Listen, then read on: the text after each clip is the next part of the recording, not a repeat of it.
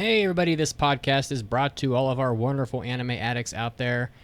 Because look, we really do appreciate you guys. I understand how hard it is to earn money in this world, and you sometimes choose to give that money to us, which is really, it's really humbling that you like our podcast enough to give us hard-earned money that we all earn by suffering through jobs that sometimes we don't like very much.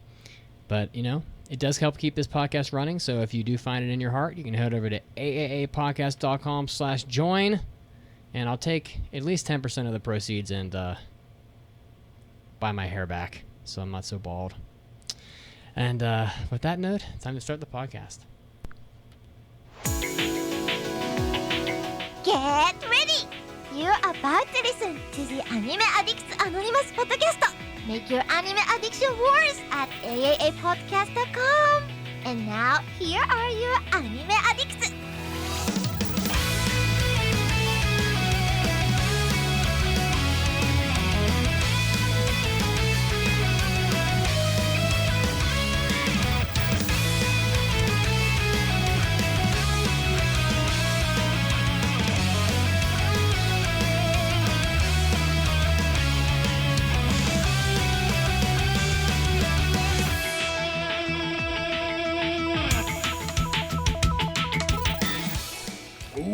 Welcome into the podcast. Mitsugi's back. By God, did you miss me?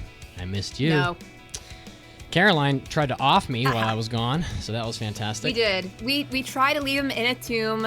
We made the rookie mistake of not checking his pulse before we left. Yeah, well, see, little did you know that I am in cahoots with the with Anime Satan himself, and he just set me right back up, so good luck with that. We should have sent the Moe girls to finish the job.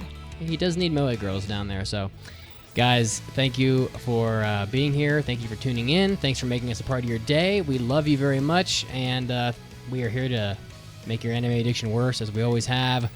And I should say that if you have not yet left an iTunes review, please head over to iTunes. Does that even exist anymore? Head over to wherever you listen to our podcast and leave a review for us so we can help to punch through some significant milestones here in 2022.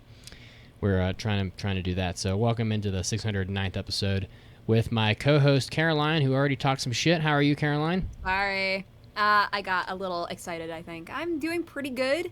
Glad to get back to work because we missed last week, but we had a good week off where we managed to watch some really good anime in the meantime and not so good anime, which we will review later. Caroline, no one talks more shit than I do. So, I know this. And you have the award for talking shit. And I like that your Christmas tree is still up. It is very festive. I just didn't have time to take it down, but I was considering leaving it up on purpose. And Mason, with the most significant background of all of us, he just has the guitar. He's got like the anime posters. He's got Fooly Cooly. He's got a TV. I actually found out my 3D printed little swordfish from Cowboy Bebop at home when I was visiting, so I brought that home with me as well. It's piling up. Please make it stop. I'm drowning in it. And if you want to follow our podcast, we're on twitch.tv every Sunday at 5 p.m. Eastern, twitch.tv/AAA podcast. We're on Twitter. We are on TikTok. Caroline has made some funny TikToks. You should go check them out on TikTok. So we're also on Facebook, of course, and we are on Discord, where we have all sorts of things going on all the time, and that's the best place to communicate with us. And it's a good time. So head over to the Discord. Today on the podcast, guys, we're going to be talking about the best year of anime. I am always going, this certain time period is the golden age of anime, and then everyone says, no, you're full of shit. You're just an old curmudgeonly little son of a bitch.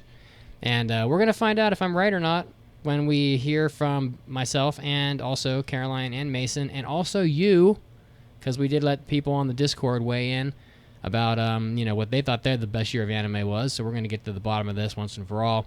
And also later, it's the Aquatope of White Sand, but we have Way to say it correctly this time, Mitsugi. Yeah, we'll save the. We'll have a counter. He's 1 for 1.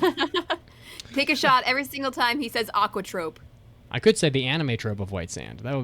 That's not that far off. Will that be the title of the episode, you think? Oh. This might be. It's not bad. We'll find out. Yeah, when we take get there. that. Maybe I just talk shit all week about it, and then when we get on the podcast, I end up giving it a good score. How about that? It could be. The usual bait and switch. Bait and switch. Yeah. All right, guys. Well, we have a big show, lots of stuff to cover, so let's get to it. おー、大ニュースです。It's time for big news of the week. I have no big news. We'll get to it later. So let's jump right to Caroline. Caroline, what has you all excited this week? Well, this was actually old news. I think it came out like just before Christmas or maybe even a few days after that. But Junji Ito voices a character in the new upcoming Uzumaki anime that we talked a little bit about before, but it's been delayed quite a few times. So the Uzumaki anime is set to premiere this October, currently, after quite a few delays. But nonetheless, it is extremely exciting. I think it's going to be, it has the potential to be a very good adaptation. But I did hear that the Twitter account for the Uzumaki anime, if you want to check this out, it's at Uzumaki Anime 1. They shared a behind-the-scenes video revealing that Junji Ito will be voicing a character in the anime, though they did state that they can't reveal which one yet.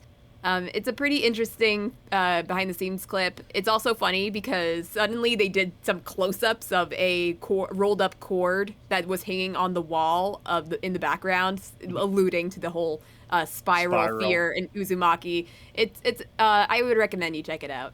So it's like, is this like Tarantino where he appears in his own works? I don't know. I mean, I think this is his first time voicing anything. And they did some like reactions to him voicing it, and they're very excited about it. So I have not seen this interview. I would bet a non-insubstantial amount of money that he's voicing a cat. That's my bet. It's going to be him going. And they'll be like, Junji Ito is the cat. Very funny, epic prank. And it will be. One thing that Junji Ito mentions when he is like in this video is that he has some sort of lisp, but it actually works decently with the character that he is voicing. But I have no idea what character. But he has a lisp in real life, or he's acting with one? Or no, I don't know about a lisp, but like there's a certain like a vocal quality that he can't really get around when voicing, which is why obviously he doesn't really voice anything in other anime. So. And when does this come out? Did you already say that? Yeah, this October. This October, I see it in the notes. Okay. All right. Adult Swim. I'm excited. Adult Swim, yeah. Well, so I'm sure we'll be getting to that later on. Isn't it Toonami, or are they the same thing? I think they're both different programming blocks on Cartoon Network. So you could be right. It could be Toonami. The article that I saw said Toonami. So, well, we'll see you on episode 637. Or something. I'm so excited to see this when we get to that. So I hope it's good. The Rainbow Warrior in the chat says Toonami is part of Adult Swim. Yeah, I haven't had cable in like 12 years, so I don't know. I've never seen either Adult Swim or Toonami. Yeah, I've just never done it. Toonami, for me at least, was the programming block of like after school. That's your shonen shows, and then Adult Swim is like the late night, more adult content. That often has some of those same shows, but that's where you get your Bebops, your Ghost in the Shells, your more Family Guy, weird stuff. Yeah. So Lupin the Third was on at like 4 a.m. and I seem to catch it like every night. I don't know how that happened at least during the summers. So yeah, no, I'm excited.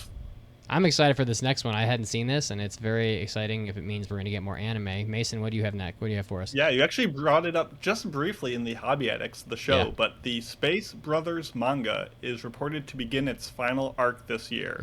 Author Chuya Koyama revealed on Twitter that he plans to start the final arc of the manga. He doesn't know how long it will take to finish, and it will probably be quite a doozy, he says. Not his exact quotes, but my paraphrasing. But nonetheless, Space Brothers is excellent. There's a phenomenal 99-episode adaptation that came out a decade ago, which I can't believe it's been 10 years. Are you fucking kidding? How can that be? No.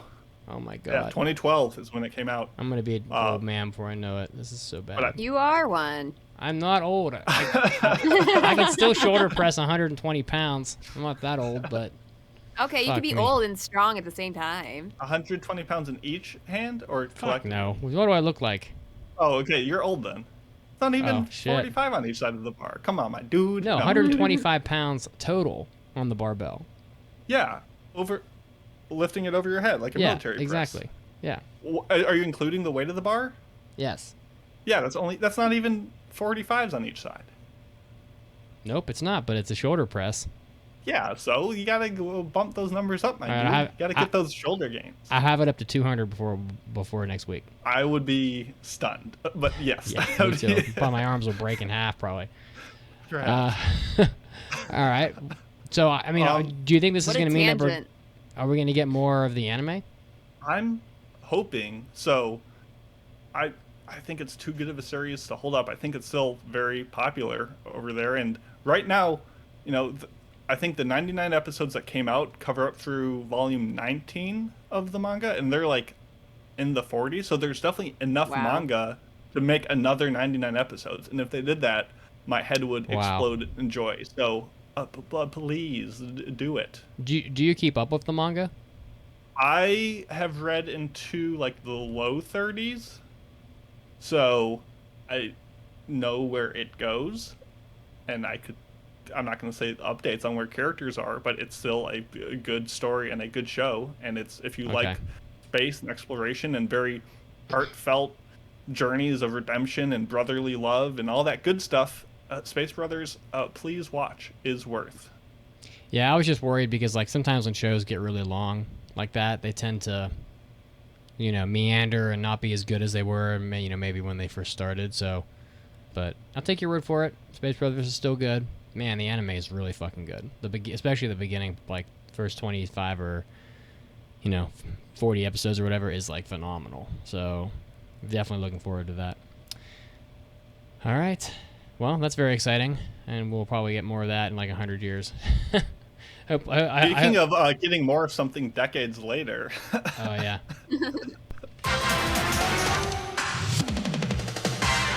It's time for hot new anime releases.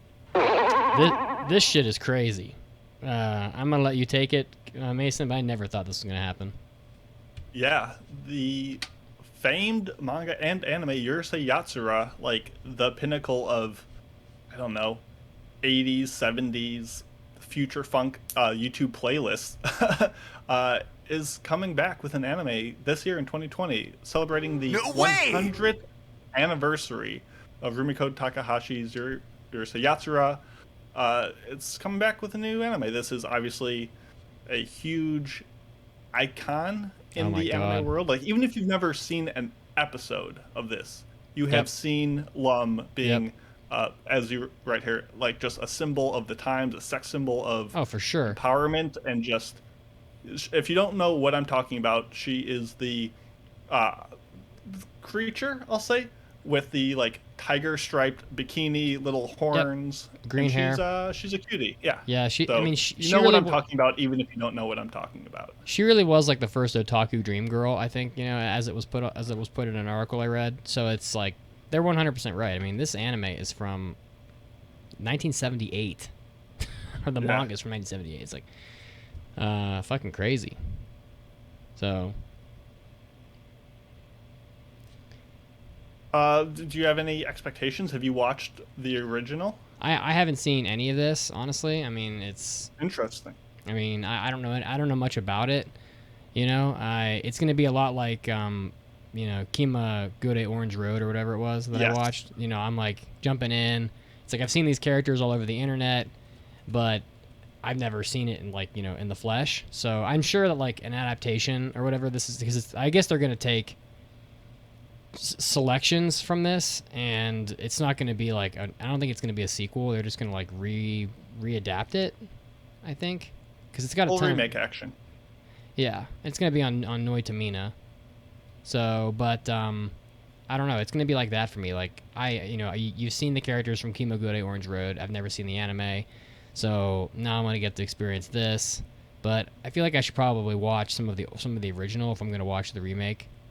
I've watched like 6 episodes of it, and it is very much not my style of comedy. It is the two girls kind of in not seeking or in a relationship with the main character, but tons of misunderstandings, tons of miscommunication, tons of like just assumptions and wacky scenarios like Himaguri with no progress and him being called a hentai and bopped on the head. Like, it's very much not what I come to anime for. Yeah. But if it scratches that itch for you, like, this is one of the originators of that style. So this adaptation is going to be 4 cours long. So you're getting long. Damn near 50 episodes. So yeah, there's a lot of lum in people's profile pictures to come, I think.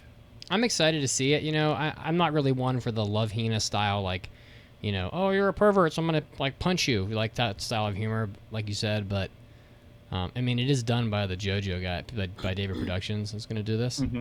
So, you know, I have faith that they'll do a good job with the production, and you know, if you're a big fan of Darling in the Franxx, you'll probably hear the word "darling" a lot in this anime. God. So look forward to that. Yeah. So, for those of you that are fans of Yurusei Yatsura, Rumiko Takahashi, it is coming back. So, all right, and now is, you know, is what would have been my big news of the week. So the manga MF Ghost probably stands for motherfucker, but I don't know. Just kidding. It probably doesn't. That's exactly what I was thinking. Motherfucking ghosts. Yeah, I think it actually stands for. I think MF is actually like a car drivetrain. Anyway, I'm not 100% sure. Is getting a TV adaptation in 2023. So why does this matter? So, oh shit. Because MF Ghost is basically the spiritual successor to Initial D. So this is kind of like the sequel to Initial D that we've all been waiting for. It's by the original creator of Initial D, Shuichi Shigeno, which is promising. And the anime series is going to be launching, unfortunately, in 2023. So this is pretty far away. But I will just say Initial D is probably the only other anime series, in my opinion, that can be in the conversation with Bebop on music. I mean, this is shit. It's so fucking like awesome. This is like the karaoke version. But there's Euro like beats are so cool. There's probably 40 listenable tracks in Initial D's like catalog. I mean, it's fucking stupid, from the video games to like the 4 or 5 seasons that the anime season got. You know, and some of this like music. I hope they keep the Euro beat, because like it's gonna be deja vu. I've just been in this place before. Higher on the street. Oh my god. That's good. They should get you to do the singing. Yeah, for sure. So, you know, this is it's a pretty popular manga already, MF Ghost. It came out 4 years after Initial D ended, and it's got 12 volumes with 3 million copies in print. So MF Ghost takes place 15 years after the events of Initial D, and it's in this like futuristic Japan where where a lot of cars are self-driving, but there's still like a small underground for like, you know, the internal combustion, like you drive them yourself sort of vehicles. And there's a racing circuit known as MFG, which is probably where MF Ghost comes from. I should have read that. And which has, you know, all of the traditional driving and all of the traditional vehicles. And there's a guy named Kanata Livingston, who's a 19-year-old Japanese-British race car driver who comes to Japan after graduating from a top racing school in the United Kingdom to take part in this like MFG like racing circuit, and to find his missing father. And he enters this race under his father's surname, and he borrows, wait for it, oh, it's back, a Toyota AE86 from Ogata, who is a family friend. Yep. And Takumi Fujiwara, who is the main character of Initial D, and is like a fucking badass as hell, and the downhill legendary racer who, you know, did the duct tape match and dips his car tires into gutters so he can like fly around turns, and, you know, is kind of a ghost himself on Mount Akina, comes along as the trainer of Kanata. And so he gets a lot of like attention because he's got this like godlike legendary figure behind him. So this is really going to be like one of those sports anime that like people are waiting for. They're not going to fuck around. I trust Shuichi Shigeno to do a perfect job with this. It's going to be awesome. It's going to have Fujiwara in it. I wonder if Takumi's dad will be in this. He'd probably be like 75 years old at this point, but he'll probably he'll be drifting around turns like without his hands while like lighting cigarettes and shit, just like he did in the last. That man will never die. Watch him drifting around in his electronic mobility wheelchair. scooter. Yeah. This really has the and Captain Avatar says Reunite Move, who is like a band that did like most of the openings and closings, like Dogfight, Around the World, some other songs. They broke up like in the meantime, but that would be pretty sick. I doubt that'll happen, but fuck me, MF Ghost, it could be so fucking good. And every fan of Initial D who has like been begging for more high quality content, it might be getting it here. You just have to wait a while. So Mitz, obviously you're very excited about this. Oh yeah, I'm fucking amped. So on a scale of like 1 to 5, 1 being like you really don't care about it, 5 is like they must do this. What, like, how essential is Eurobeats to this adaptation?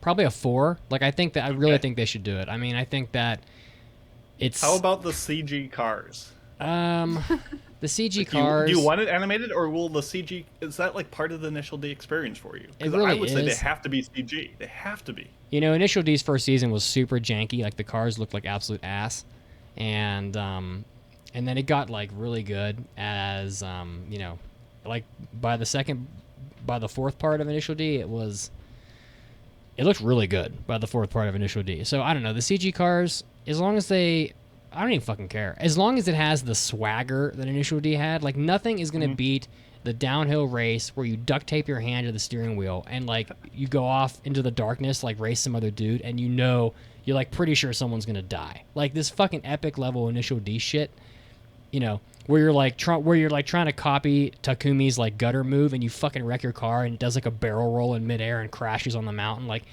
as long as you have like this epic swagger, I honestly don't give a fuck if they're CG or not, but I figure they will be. Let me ask it a different way. Yeah. What do you want to look better, the cars or the characters? The characters have always looked like dog poop. Probably the cars. I think you're going to spend a lot more time. Initial D was like one of those shows that like a lot like Kingdom, where it looked like just absolute shit at the beginning, and then like by the end it was looking pretty good. I think the cars are probably more important because you're going to spend a lot of time watching cars like racing. So, whatever. It should be good. Initial D is a pretty serious property. I mean, you're talking about a manga that's like in the top 100 probably for sales. So it's up there. So not to spend like 100 years on Initial D. What else we get? This next one, I don't know shit about it, but it was getting a lot of attention online. I don't know shit about it either, but I'm going to say that it's called Licorice Recoil or Licorice Recoil. Yeah. It is an original TV anime announced for 2022. So it looks like it has Shingo Adachi, the director for Sword Art Online. Oh, okay, so he's a director, but he did Sword Art Online character design and the chief animation director. And it's from A1 Pictures, but I really don't know anything else about it. I would just say I love the character designs in this. Like some of the promo art of the two girl characters that are apparently starring in this, like it looks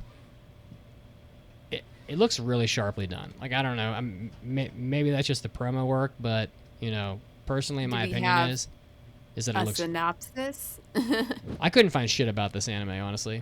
So I love how this made it into the featured spot of our hot new anime releases, and we know nothing. It's like cute girls. People need to know about it. I don't know. I just like we don't have to spend much time, but I know that like this had more comments online about it than any other article on this website on my anime list for any time during the month of December. Pretty much, this was like even more than the Yurusei Yatsura. So maybe it's just like the cute girls were just too cute for people to handle. But yeah. So. Oh, and Captain Avatar says the PV he saw for MF Ghost has hideous Initial D character designs, which they would because it's the same fucking guy. So, I'm just happy it's not like a show where like Takumi wins the race and then he gets out and does like an idle dance number at the bottom of the mountain and like spandex pants because he won. It looks just like you would want. So, I don't know. not being facetious, but the cars they look okay. And we're getting back to Initial D. All right.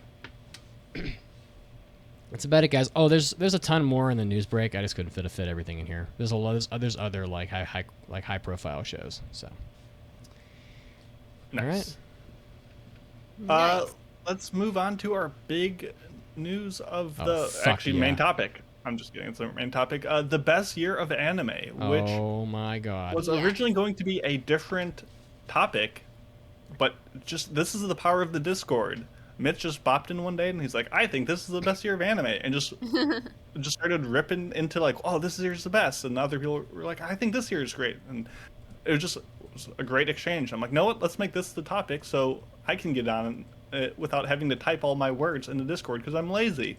That's what we're doing today. We each have arranged our top 3 years of anime by whatever metric we've decided, as well as sent out a poll to you guys, the listeners, and got some feedback from you guys. So I think we're just going to run through and just try to convince each other and you which year is the best for anime by however you wanted to measure that. So I think we'll go from third to first and just kind of work our way there. It's pretty interesting because I would just say, without like revealing the listeners' picks, we have absolutely no similarities between our 3 picks at all. None. And then the listeners, each of the top 3 from the listeners match one of our picks. So it's very interesting. So we will we'll have to have a discussion about that. So, but they didn't pick any of our number 1 years. So, as you guys, as it is well documented, that's why we get paid the big bucks. That's right. Or rather, I think that just goes to show if people like everybody's opinions are different. Like this is not a stake and claim. Like this is obviously the best. I disagree. Yeah, considering that nobody agreed. Listener, you will need to determine which of us has the best selection. But of course, so the way we did this with the listeners is we gave everyone 3 choices, as did we. But I didn't rank them. I just every time someone ranked a show or a year on any place, we put it in. So I mean, all of these shows got votes from somebody. So except 2020, nobody liked 2020. I feel like anything from the last couple years, I guess with exception, but like I feel like people want to go talk about things that were before the last couple of years.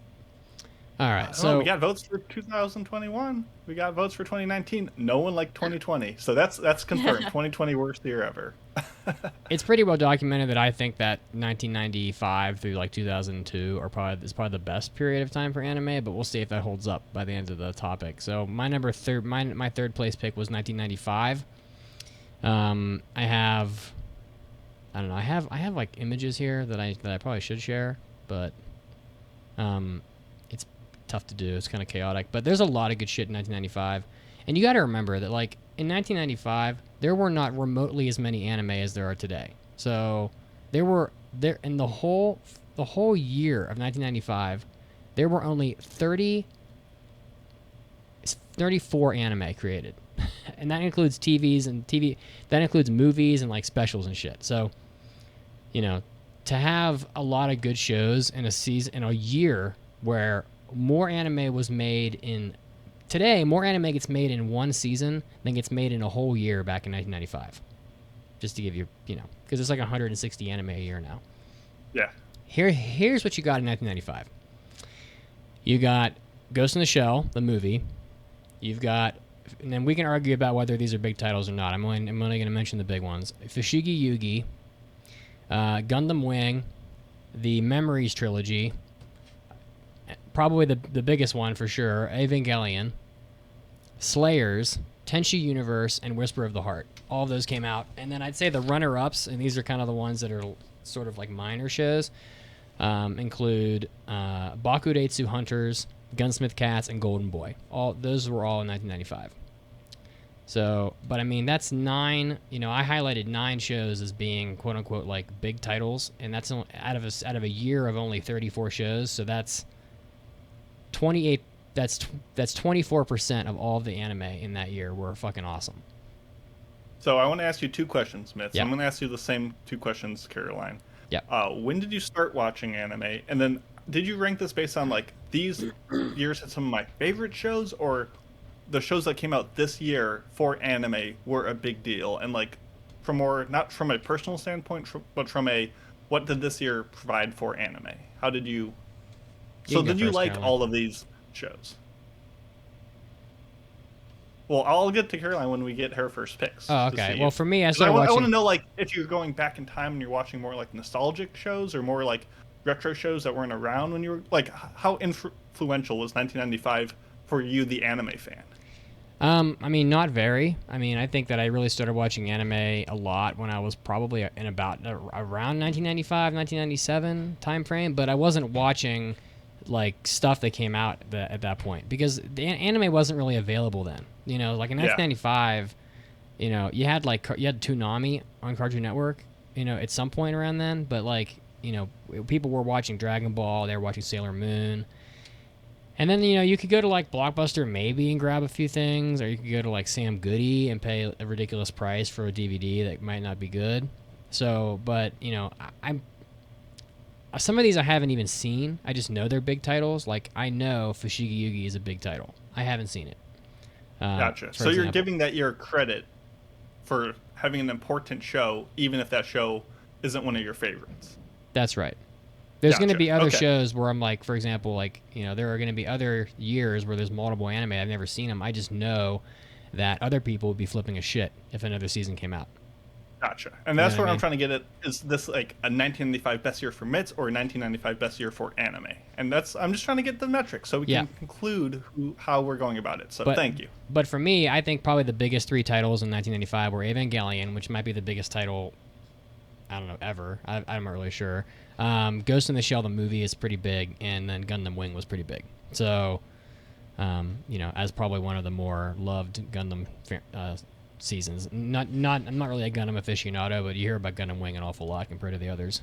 So, yep. Oh yeah, and then that's about it for me for third place. I'm not going to reveal all of mine unless you want me to just go through them. No, I think we should go thirds all together, seconds all together. Okay. My third place is 2006. Oh, should I answer those questions that you had, Mason? I mean, you can give your spiel on why 2006 is good, and then we can go back. Just because I'm curious. Well, 2006 is, I will say that out of the three top years I picked, 2006 is the furthest back that I have chosen. And I will say that it is possibly because I haven't really seen a lot of stuff from years before that. But in the list of shows that are, you know, noticeable good ones from that year, we have Ayakashi Samurai Tales, Black Lagoon, Code Geass, Death Note, Fate's Day Night, Gintama, The Melancholy of Haruhi Suzumiya, Higurashi, Nana, Ouran High School Host Club, Welcome to the NHK, and XXX Holic. So to answer the questions that Mason posed earlier, I did start watching anime pretty late compared to you two. I started in 2015. And a lot of the shows that I enjoy, I kind of went back and watched later, taking into account when exactly they came out. I don't know what that was. That was late. That implied. Is it because I'm a wee baby? 2015, yeah. Oh. Yeah, I know. But whatever. And how I decided to organize my thoughts on this, it was both regarding my enjoyment and how big they were for anime. I've never seen Ayakashi, but I know that it's good because you like it, Mitsugi. Thank you. I've never seen Code Geass, but that's obviously massive. Death Note, obviously massive. Fate's Day Night, obviously massive. Seen a bit of Gintama and so on and so forth. I did base it a lot on how often we still talk about these shows. Code Geass, Death Note, again. Higurashi we still talk about. Nana we still talk about. Ouran High School Host Club we still talk about. Haruhi Suzumiya is an eternal icon and meme. And I did take it upon myself to have an award for a show that was in a certain year that I will have placed on my list that came out in that year, but I hated. And in this case, that award goes to Le Chevalier d'Eon, which we watched in Anime Club, and I'm like, oh my god, I could not get through it. So that award goes to that one. But yeah, that was my third place pick for top years of anime, in my opinion. Nice. So what would you say are like the biggest 3 titles from that year, though? I'm kind of obviously Death Note, Ouran High School Host Club, and I don't know, maybe Fate Stay Night, I guess, or The Melancholy of Haruhi Suzumiya. God, yeah, those are big. Those titles. I can't exactly say that because I've never seen either. God, nothing holy shit! took the internet like internet by storm like Haruhi. That was a massive like cultural movement in anime. I'm trying to figure out how to show the anime that came out in a given year on Twitch, but like I'm looking at the list of 2019, and it's like of 2006. Like 2006, and there's like some of these years that just have too many like anime. I can't possibly put them all on the screen at the same time. It's like don't worry about it. I'm scrolling for like an hour. Go to Wikipedia, and they'll have the full list there of like Wikipedia anime that came out in each year. Yeah, there is a good like source for that online. So Wikipedia does a pretty good job. Wow, Death Note and Haruhi Suzumiya. Is that bigger than Evangelion and the Ghost in the Shell movie? I don't know. I feel like it's different. No. I feel like that would be apples to oranges. Yeah, like different in different ways. See, like my take is that almost nothing is bigger than Evangelion, but I feel like Evangelion has, because it's inserted itself in many more ways than Death Note has. But Death Note, in terms of popularity amongst like ways that people have gotten into anime, a lot of them came in through Death Note, I think. I would say more so in the Western sphere of anime watching. But yeah, I mean, you can't argue that Death Note isn't one of the most popular anime of all time. All right. So my years are purely based on my personal enjoyment. So it was only based on the shows that I watched and enjoyed, and not necessarily the impact of all the shows that came out that year. So my number 3 is also my furthest back year, and it is 1988. There wasn't a lot of shows that came out, but the ones that I've watched from that year are absolutely some of the best of all time. You have a little show called Legend of the Galactic Heroes, the best space opera ever. It's absolutely worth it. Please watch it. You have a little thing called Akira, or My Neighbor Totoro, kind of a big deal, not to mention Grave of the Fireflies. But you also had like the Patlabor OVA. You also had just Gunbuster. Just so many important works, especially in this like science fiction, just when anime was really finding its ground in like the futuristic side of storytelling. And just so I went to I don't have a My Anime list, I just have what's called AniList.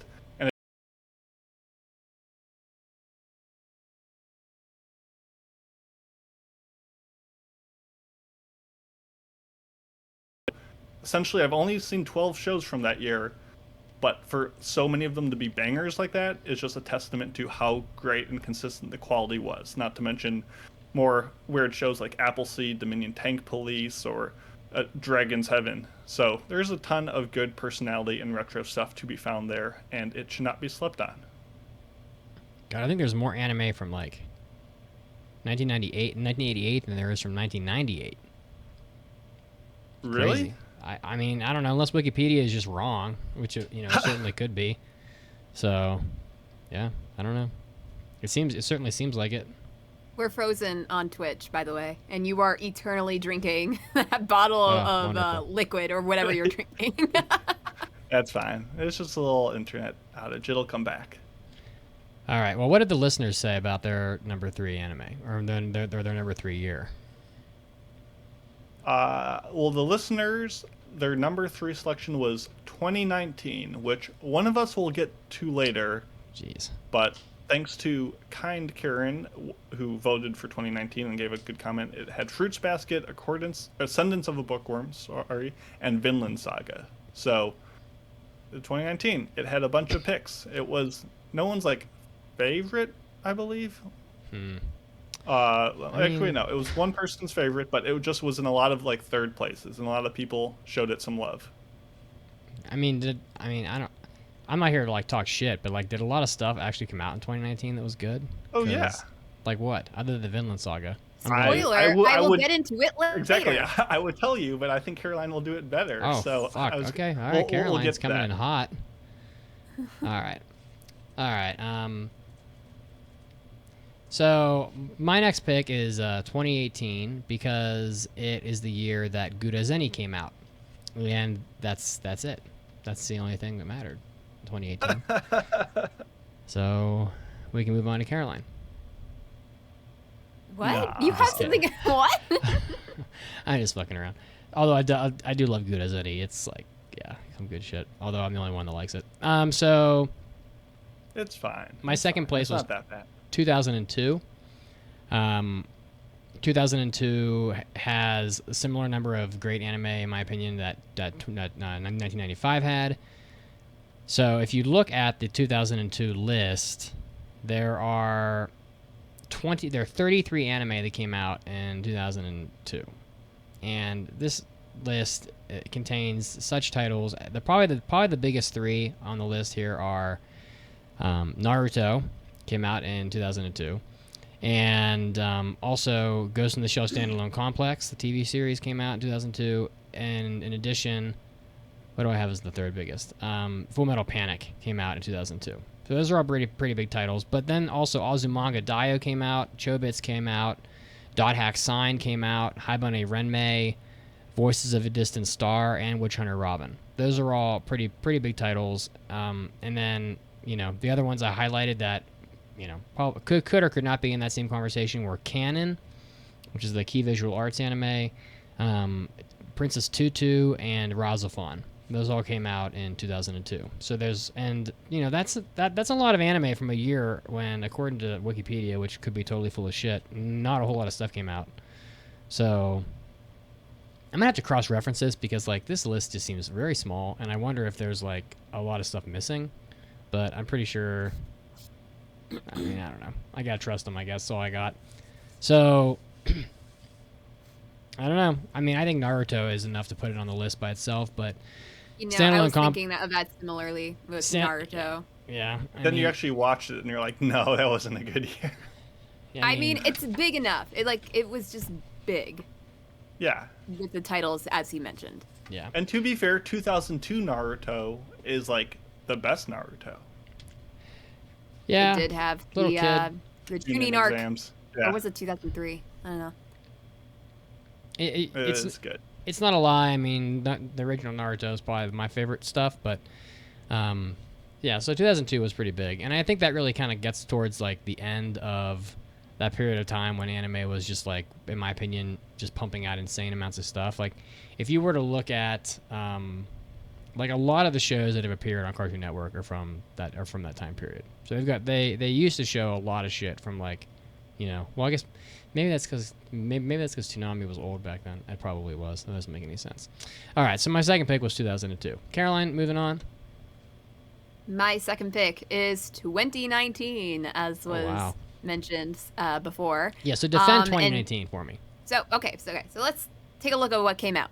We got Beastars. We got Carol and Tuesday. We got Dororo. We got Dr. Stone, Mitsugi. Oh my fuck. What a plot twist. Yeah. Oh my God. We got Fire Force, Fruits Basket, the revamped version, which everybody was so excited for. Gibbon got a lot of attention. Isekai Quartet became a surprisingly big show. Kaguya-sama, which was massive. Kakegurui, which was massive in certain circles. I have a hard time like taking a show like Kaguya-sama and putting it next to a show like Ghost in the Shell Standalone Complex and saying which one of these shows is bigger or more influential or whatever. Like, I'm not saying that Kaguya-sama is more influential than Ghost in the Shell. I'm just saying that is the biggest show within the last few years is Kaguya-sama. It could be bigger. You're making that show more important than Ghost in the Shell by ranking that year above it, or at least collectively the show's above it. Maybe I would feel differently if I saw Ghost in the Shell. Oh my goodness. Well, I know Ghost in the Shell my standalone fragile heart. complex is... No, it's okay. Yeah, But I do feel like Kaguya-sama deserves to be like a big power behind what was the biggest year in anime. And that just, that combined with The Promised Neverland, it came out in 2019, and also Vinland Saga. So let's just break it down. The biggest things that came out specifically: Beastars, Dororo, Dr. Stone, Kaguya-sama, The Promised Neverland, Vinland Saga. I don't know how you say this list without mentioning Demon Slayer, but... Oh, did I not say Demon Slayer? Did I not put that in there? Caroline. I think I may have missed it. I'm sorry. I did miss Demon Slayer. These titans are just falling out of the pockets. Freaking Demon Slayer, Mitsugi. So yes. Yeah. So yeah, I feel like 2019 is deservedly one of the best years of anime. And then for my award for defined the year but was pretty bad at it, Babylon. Oh, come on now. You know what? I'm not wearing pants, so it's okay that you forgot Demon Slayer. It's fine. What? I don't know. Just how things go sometimes. I don't understand your gross comments sometimes. Oh, come on. Is it really that gross to say I'm not wearing pants? No. I feel like sometimes you just say the weirdest things. I mean, I'm a pretty clean person. I'm not like, I'm not trying to insult the fact that you're not wearing pants. I know it's really hot in your place, but Oh, it's hot in here. Yeah. So, I guess 2019's got some good stuff in it. I don't know. Yeah. You also listed some stuff I thought was not so good, like Carol and Tuesday is like dog shit. So, yeah. I'm not saying I also never saw Carol and Tuesday, so I can't say for its quality, but people did talk quite a bit about it. All right. Well, that was on the listeners' list, so that was their third pick. So there must be there's apparently validity there. So, Mason. Oh, apparently there is. The crowd agrees with you. Mason, how about you? What is your second pick here? Second best year of anime, with a mean score of 63.33, second highest on my list, with 47 shows watched, has to be 2011. 2011 was chock full of so many great shows. You had some just classics like Steins Gate, Jayafuru, Nichijou, and Hogemono. You had some new originals like Tono Joshi Adventure Time or Anime Time, Penguin Drum, Madoka Magica. You had all these comfy dramas like Wandering Sun, Bunny Drop, and Tamayura. You had like the beginnings of some epic shows like Hunter x Hunter and Hanasaka Iraha. You had like sequels to shows that just kept on getting better, like Keion, Gintama Season 2, which is the best season, Natsume's Book of Friends Season 3, Bakuman Season 2. Like all of these were elevating the game of already great series. And even like the stuff that was cruddy, like was memorable, like Bento. It was so funny. Future Diary. I will say I did enjoy Bento. Yeah, I it's like so Bento. stupid, but it was fun. Like Kaiji came out, Ground Control to Psycho Electric Girl, Anohana. Like I'm not a personal fan of, but that's still emotional. Like that still hits you. Even like the worst shows like Guilty Ground still had banger soundtracks. 2011 was so memorable across the board. Not even mention shows that like people love that I'm not particularly into, like Into the Forest of Fireflies Light, Go Sick, Number 6, like so much quality stuff that like I think a lot of people really still cling to. So 2011, fantastic year. You just can't go wrong. You just can't go wrong picking any of the good stuff off there. And the listeners agree with me because that was their second pick as well, with Michelle also mentioning Fate Zero, Tiger and Bunny, and all kinds of stuff. So Michelle, sorry. So 2011, good. Actually, Nevermind, great. Nevermind, great, yeah. And that's, is that the year? That's the year no, the podcast is older than that.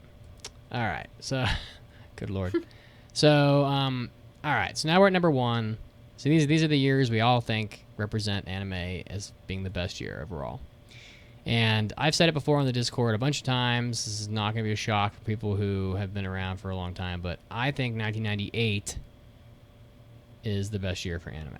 So, 1998 has a pretty top-heavy list of stuff that is remarkable. There's 5 shows from 1998 that I think are like sort of S-class anime, so to speak. And starting that list is Cowboy Bebop. Cowboy Bebop came out in 1998. Hard to argue, terrible live action aside, Bebop is, a pillar of the Western fandom. There's no doubt about it. Difficult to rank the rest because I know Cowboy Bebop is number one, but in no particular order, the other top 5 are Trigun. Trigun is a pretty fucking big show back in the day. Almost everybody knows who Vash the Stampede is. Vash was probably the most cosplayed character for like fucking 5 years at anime cons. There's so many Vash the Stampede. That and Inuyasha. Yu-Gi-Oh! Came out in 2008 or 1998. So Yu-Gi-Oh! Is pretty fucking big. That was a lot of kids' childhoods. Initial D, which we already talked about, came out in 1998. So Initial D, spawned 5 anime seasons and apparently MF Ghosts, about 4 million arcade cabinets. The manga's got a ton of sales. It's a big title. A lot of people haven't seen Initial D because they're just not into the content, but Initial D is a big title. And Outlaw Star came out in 1998. So, Bebop, Initial D, Outlaw Star, Trigun, Yu-Gi-Oh, and finally, there's a 6th one, I guess, Cardcaptor Sakura came out in 1998. I was gonna say you can't miss that. Jeez, can't even talk. So that's a pretty fucking big top 6 list of animes. That's 6. 1, 2, 3, 4, 5, 6. Yeah, that's a lot. And then besides that, there are a few others. Namely, His Inner Circumstances was a pretty big Gainax property when that came out. It's a good anime. Record of Lodoss War came out, and Serial Experiments Lane also came out. And then I had Bubblegum Crisis circled in 1998. It's not like it's a big property. It's not really a big. I didn't, your mileage will vary with Bubblegum Crisis from 1998. Not everybody will love that, but and so honestly, to me, the combination of Spike Spiegel, Gene Starwind, and Vash the Stampede kind of make this year like the powerhouse that I think it is. Because I don't think I'll ever come across 3 cooler characters in the same year, probably. And that's about it on 1998. Not to year. give you any more credibility, but I would also say movie-wise, you had Perfect Blue and Pokemon the first movie, which are wildly different from one another, but highly either influential to kids or like the masterpieces of like Satoshi Kon's career. So they don't even have Perfect Blue on this list, so that makes me question Wikipedia very much. It might have been shows and not including movies, so maybe I'll have to look at that. So mayhaps. But yeah, that's obviously big because Perfect Blue is like pretty much Pancake's favorite movie, so she would be very upset if I forgot that. And yeah, it's just not on here on Wikipedia. They just straight up left it out. All right, Caroline. Okay, so with this year, it is not only a year of really, really great anime, but the year of anime that probably has the most of my favorites out of all of them. So I chose the year 2016 because it has shows like 91 Days, which we don't talk a lot about, but it is a very good one.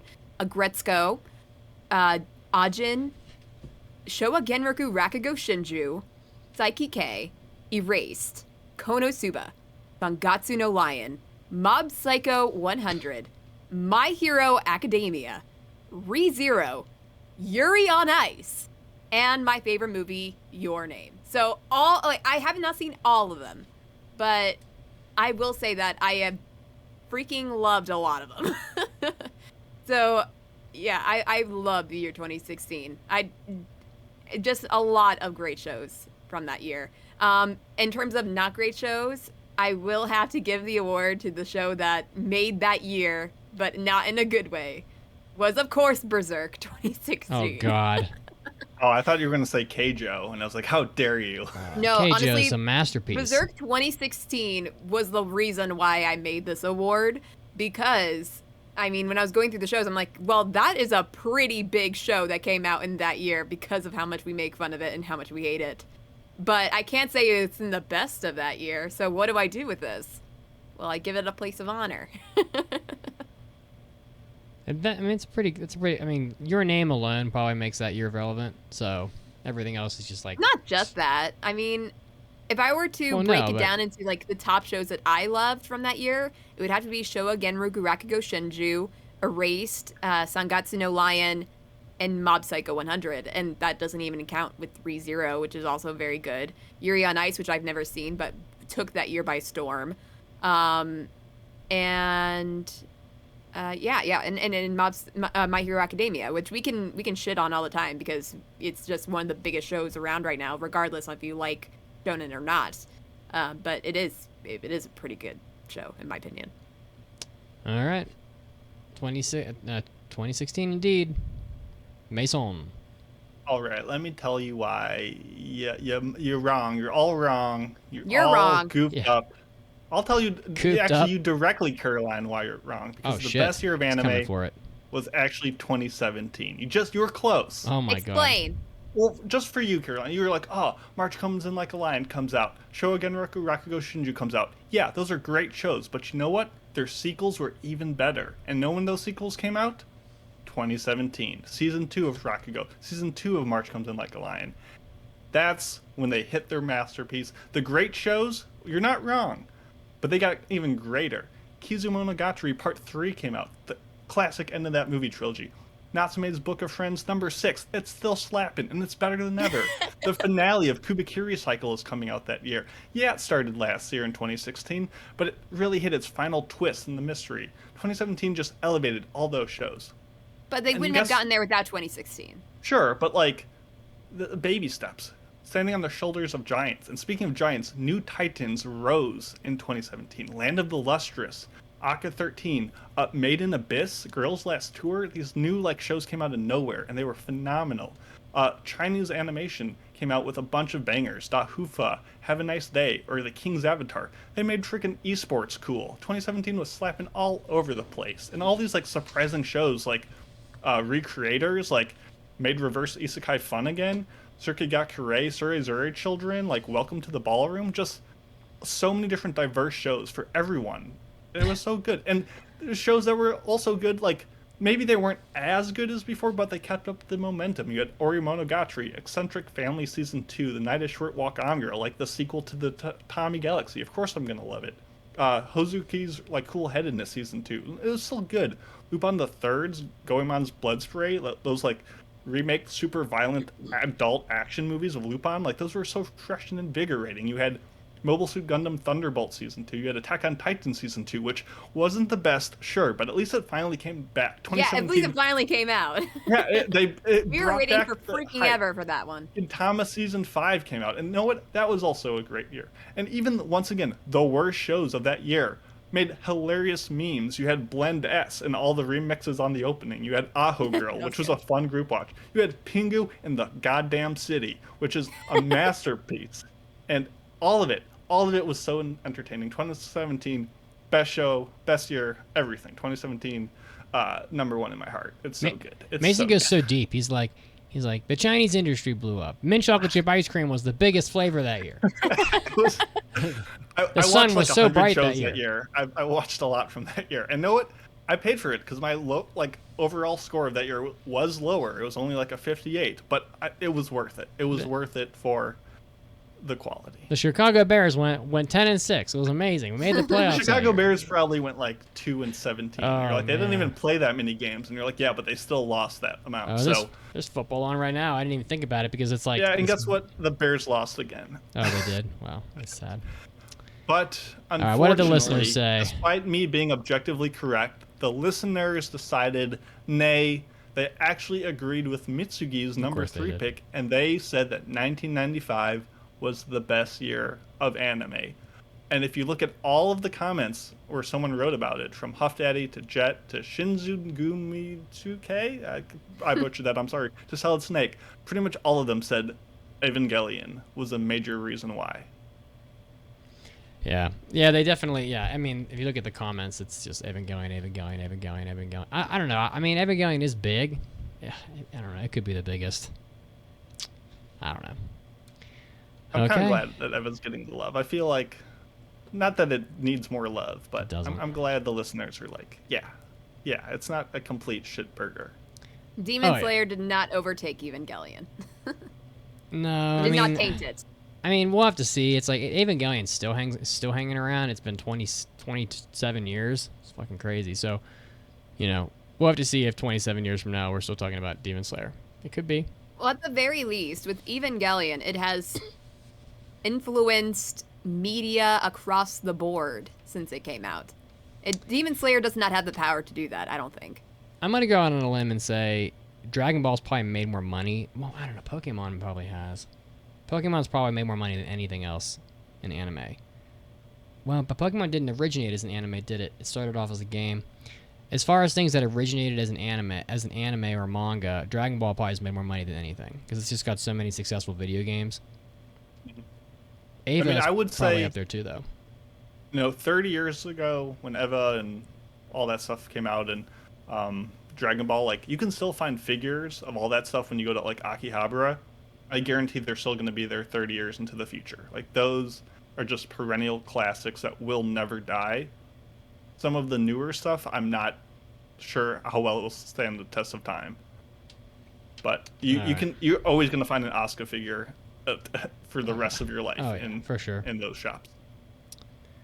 All right. So thank you everyone who contributed to the little poll. We didn't really have a ton of time to read all your comments, but a bunch of them are in the doc, so you can find out what people said there. I just think it's interesting that none of us had an overlapping year.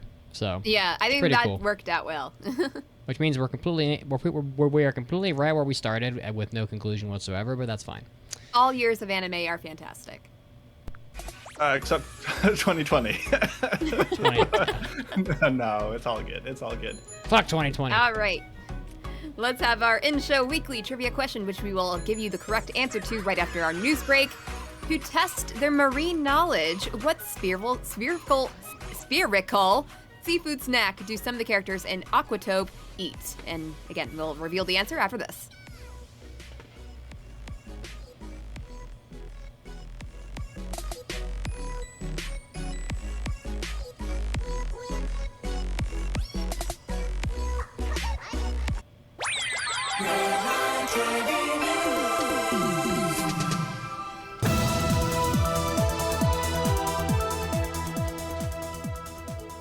Anime Addicts Mitsuki's here, and as promised, lots more anime adaptation announcements here in the news break. Starting off with a light novel that does not seem to be an isekai, titled The Angel Next Door Spoils Me Rotten. This was announced at the GA Bunko and GA Novel 2022 event. It is going to be done by Studio Project Number 9 and appears to be I'd say a slice of life comedy drama about a boy who, after catching a cold by giving a girl his only umbrella in the rain, expects to get the umbrella back from the girl, but instead she does so much more for him. The girl, Mahiru, actually helps him with his life, comes to his house, helps clean up his house, and just get him back together because apparently the boy, Amane, is a real mess. And so, as you can expect, romance probably will unfold here, I imagine. So if you're a fan of these sort of cute little relationship anime stories, The Angel Next Door Spoils Me Rotten is going to be coming out here, I imagine, sometime this year. And next up, for those of you that are fans of Key Visual Arts president Takahiro Baba teased an anime adaptation for the light novel titled Summer Pockets. That looks like it might be coming out here soon as well. Key released a demo version of the visual novel in April of 2018, and now an anime adaptation does seem to be coming out. It looks like it is based on the original concept work by Jun Maeda of Angel Beats and Clannad, as well as Kai of Cradle's Tale Rewrite and some other personnel, of course, that are probably pretty common to you at Studio Key Visual Arts. The synopsis: Summer Pockets is set on an isolated, rural, and peaceful island on the Sato Inland Sea, which has a population of about 2,000 people, and the protagonist grew up in an urban setting, and after an unpleasant incident, he uses the recent death of his grandmother as an excuse to come to the island to take care of her estate sale. So he meets a bunch of girls there, and fun unfolds. So if you're a fan of Key Visual Arts, look out for this Summer Pockets coming out sometime pretty soon, an anime adaptation of the visual novel. Next up, one of the bigger announcements that we didn't cover in the Hot New Releases segment. The anime property, The Irregular Magic High School, which is a pretty popular anime property right about now, is having its Reminiscence arc adapted into an anime series sequel. It is currently in production, so if you're a fan of the regular Magic High School, get ready, more is coming out. Of course, Madhouse produced the first anime season in 2014, and 8-Bit did the second season in the fall of 2020. So if you're a fan of this, look out. It's coming pretty soon. And lastly, this time in the news break, and the property I've Been Killing Slimes for 300 Years and Maxed Out My Level, which is a light novel, is going to be getting another season, a second season. The first season, 12 episodes, aired in the spring of 2021. It was on Crunchyroll and was pretty popular. So if you're a fan of this property, penned by Morita, who began doing this light novel in Shosetsuka Ninaro website back in 2016, you're going to be able to get more of the I've Been Killing Slimes for 300 Years and Maxed Out My Level light novel sometime soon, again, I imagine. This is Mitsuki, and this was your anime news break, and now time to get back to the podcast.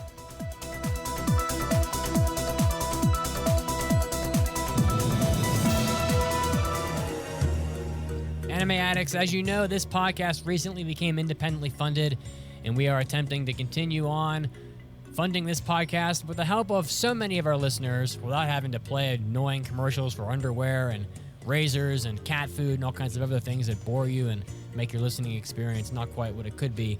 And if you go over to our website, aapodcast.com/join, you can sign up. You can also do so on Patreon. And when you do, you'll get our hentai episodes, our hobby addicts, and our after parties. 8 total episodes of our podcast per month. Just for you, just for saying a little thank you for supporting the podcast, because we do appreciate it so much. You can also go to our website, aapodcast.com, simply across the top and click the donate button. If you don't really want to sign up, you can just throw us a couple bucks, help us out.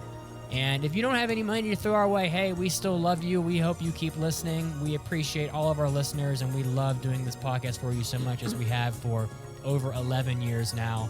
So hopefully we'll have another 11 years to come. I love you all so much. Again, if you want to help out the podcast, you can go to aapodcast.com/join or Patreon.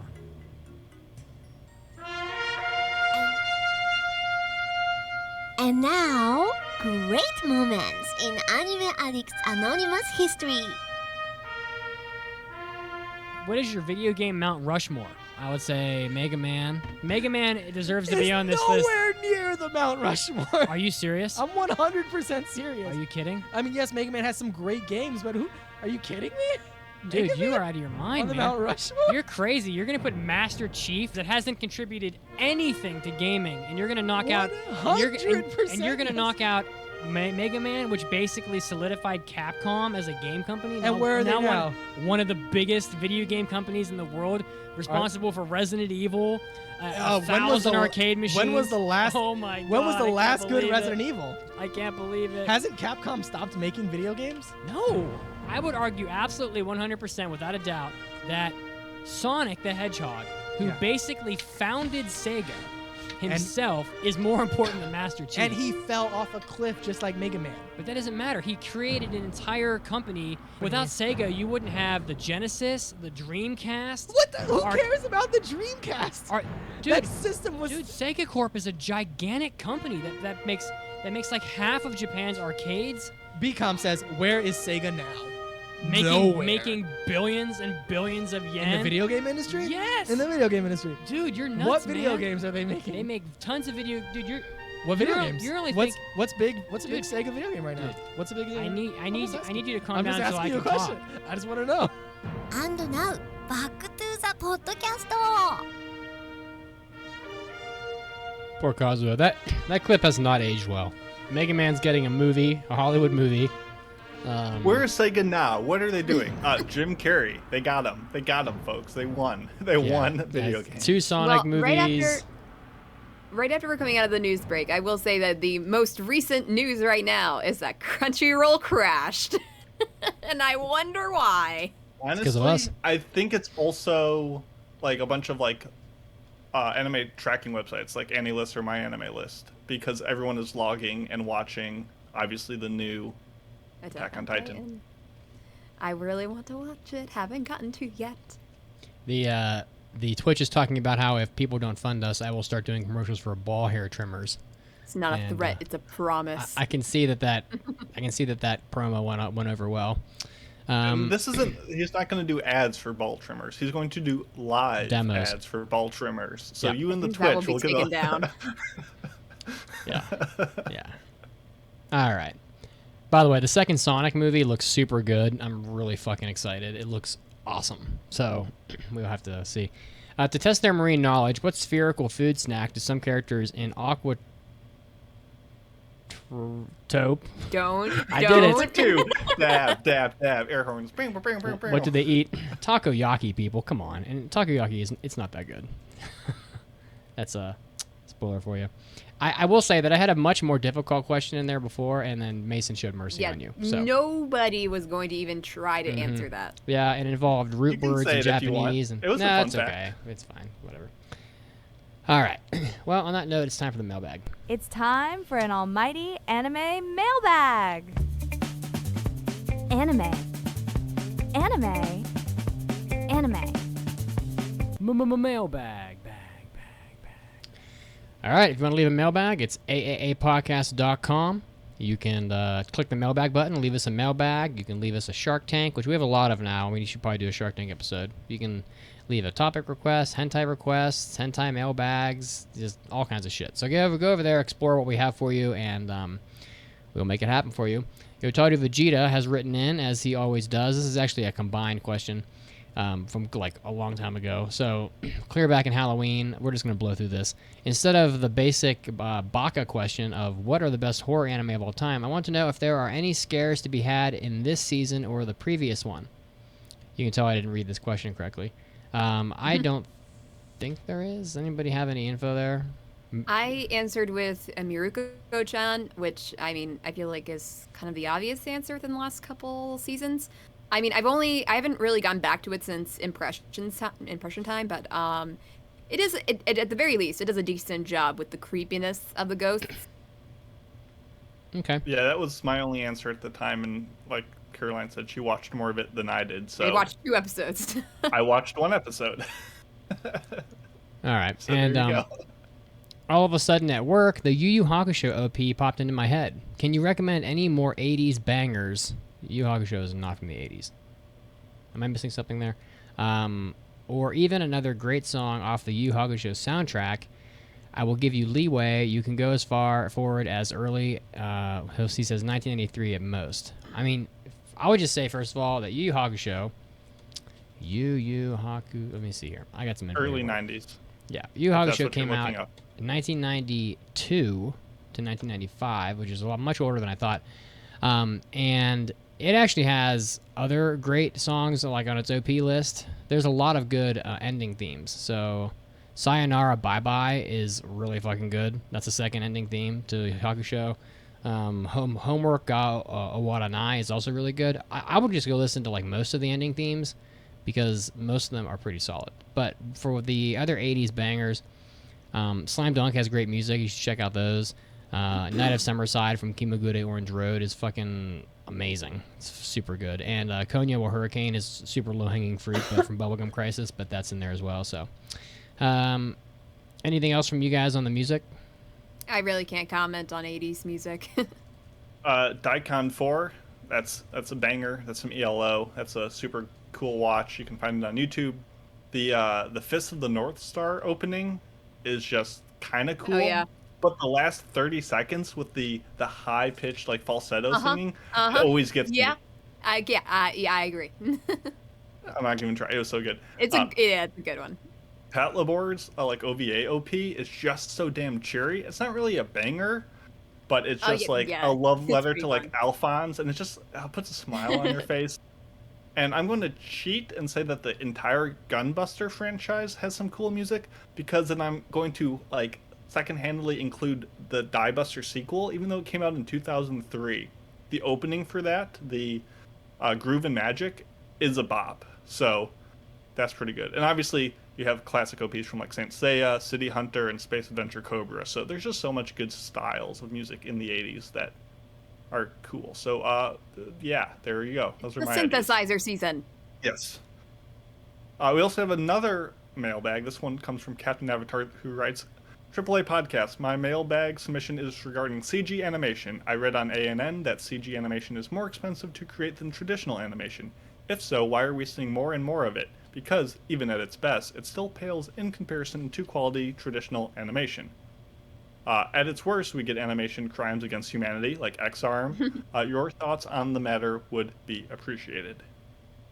So the main reason for using CG is cost effectiveness. So it's often the case that, for example, way too much action in a single scene is just too much to animate on a normal budget.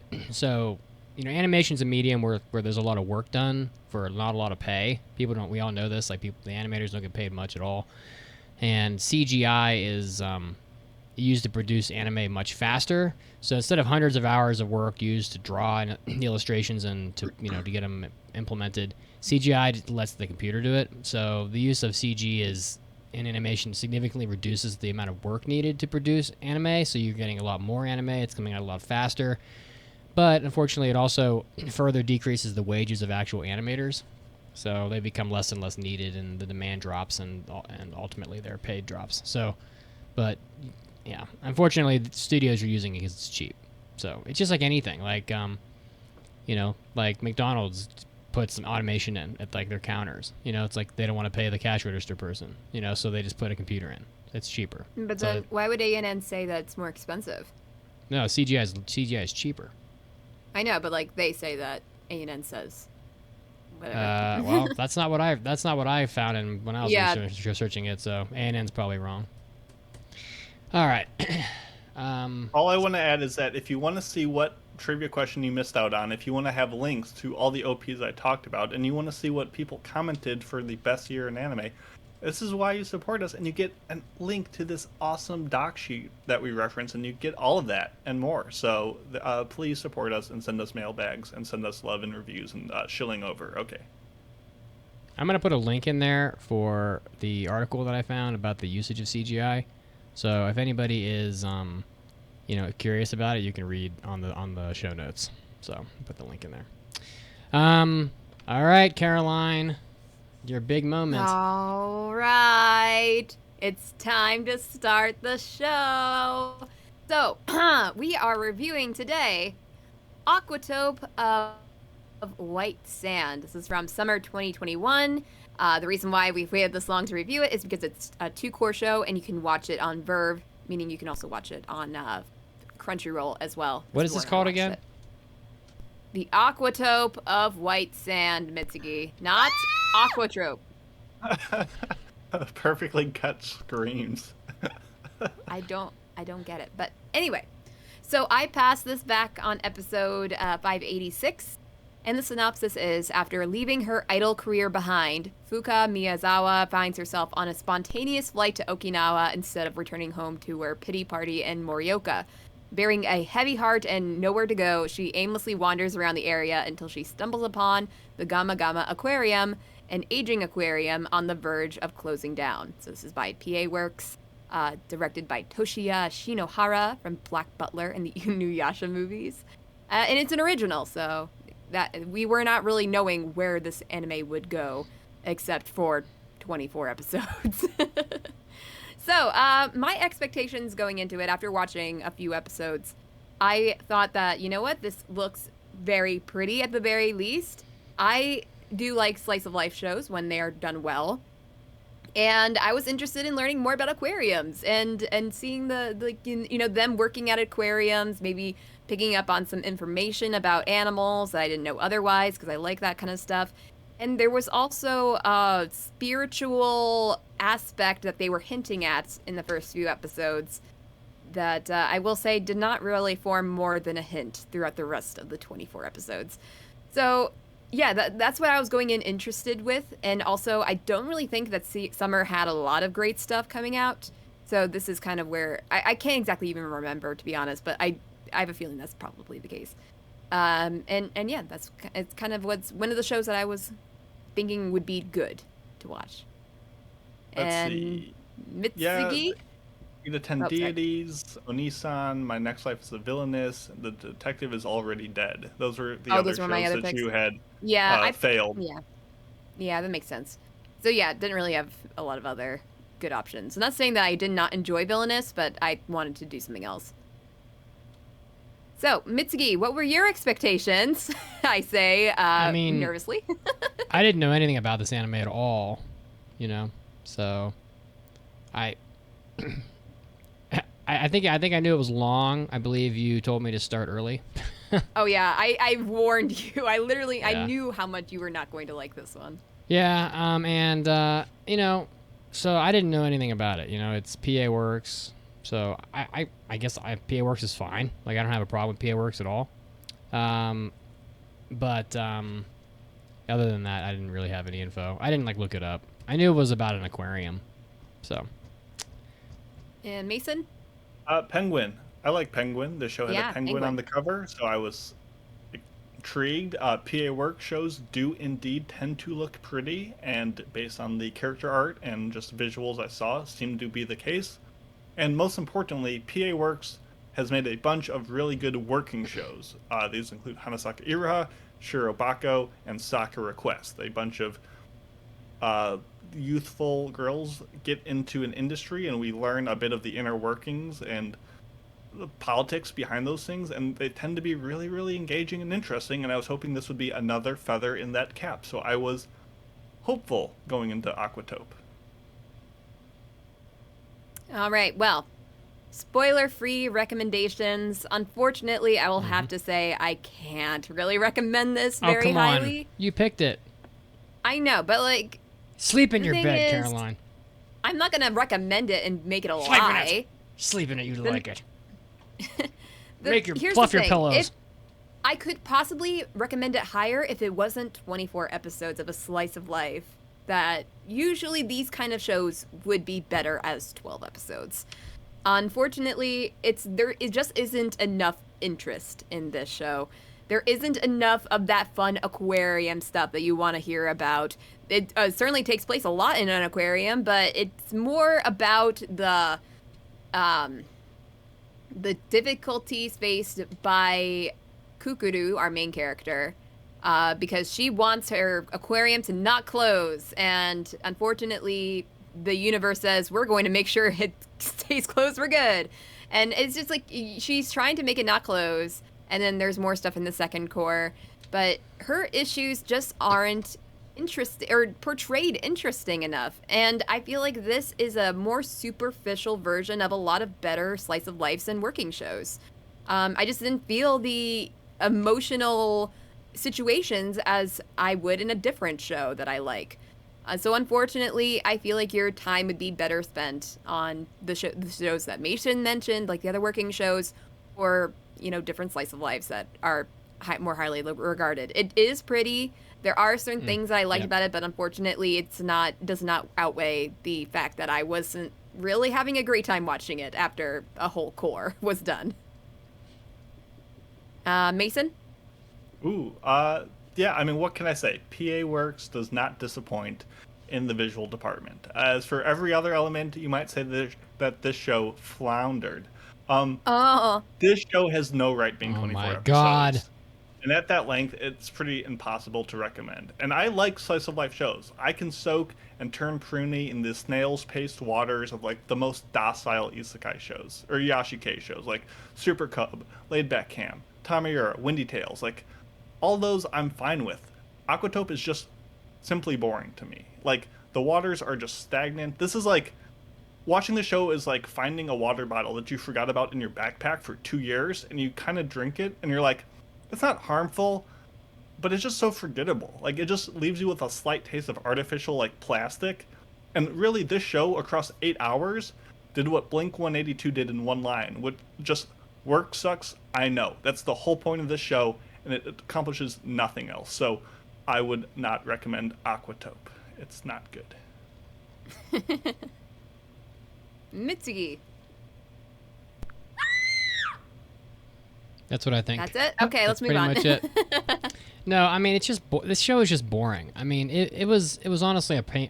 I wrote brutal in the document. Maybe that's. I mean, it could be right. It's just so I've been talking about it on the Discord on and off this week, and it's just a boring anime. You know, it's like some of these slice of life shows, they just don't have a compelling enough conflict or good enough characters to make it interesting enough to watch. Like, it's slice of life, right?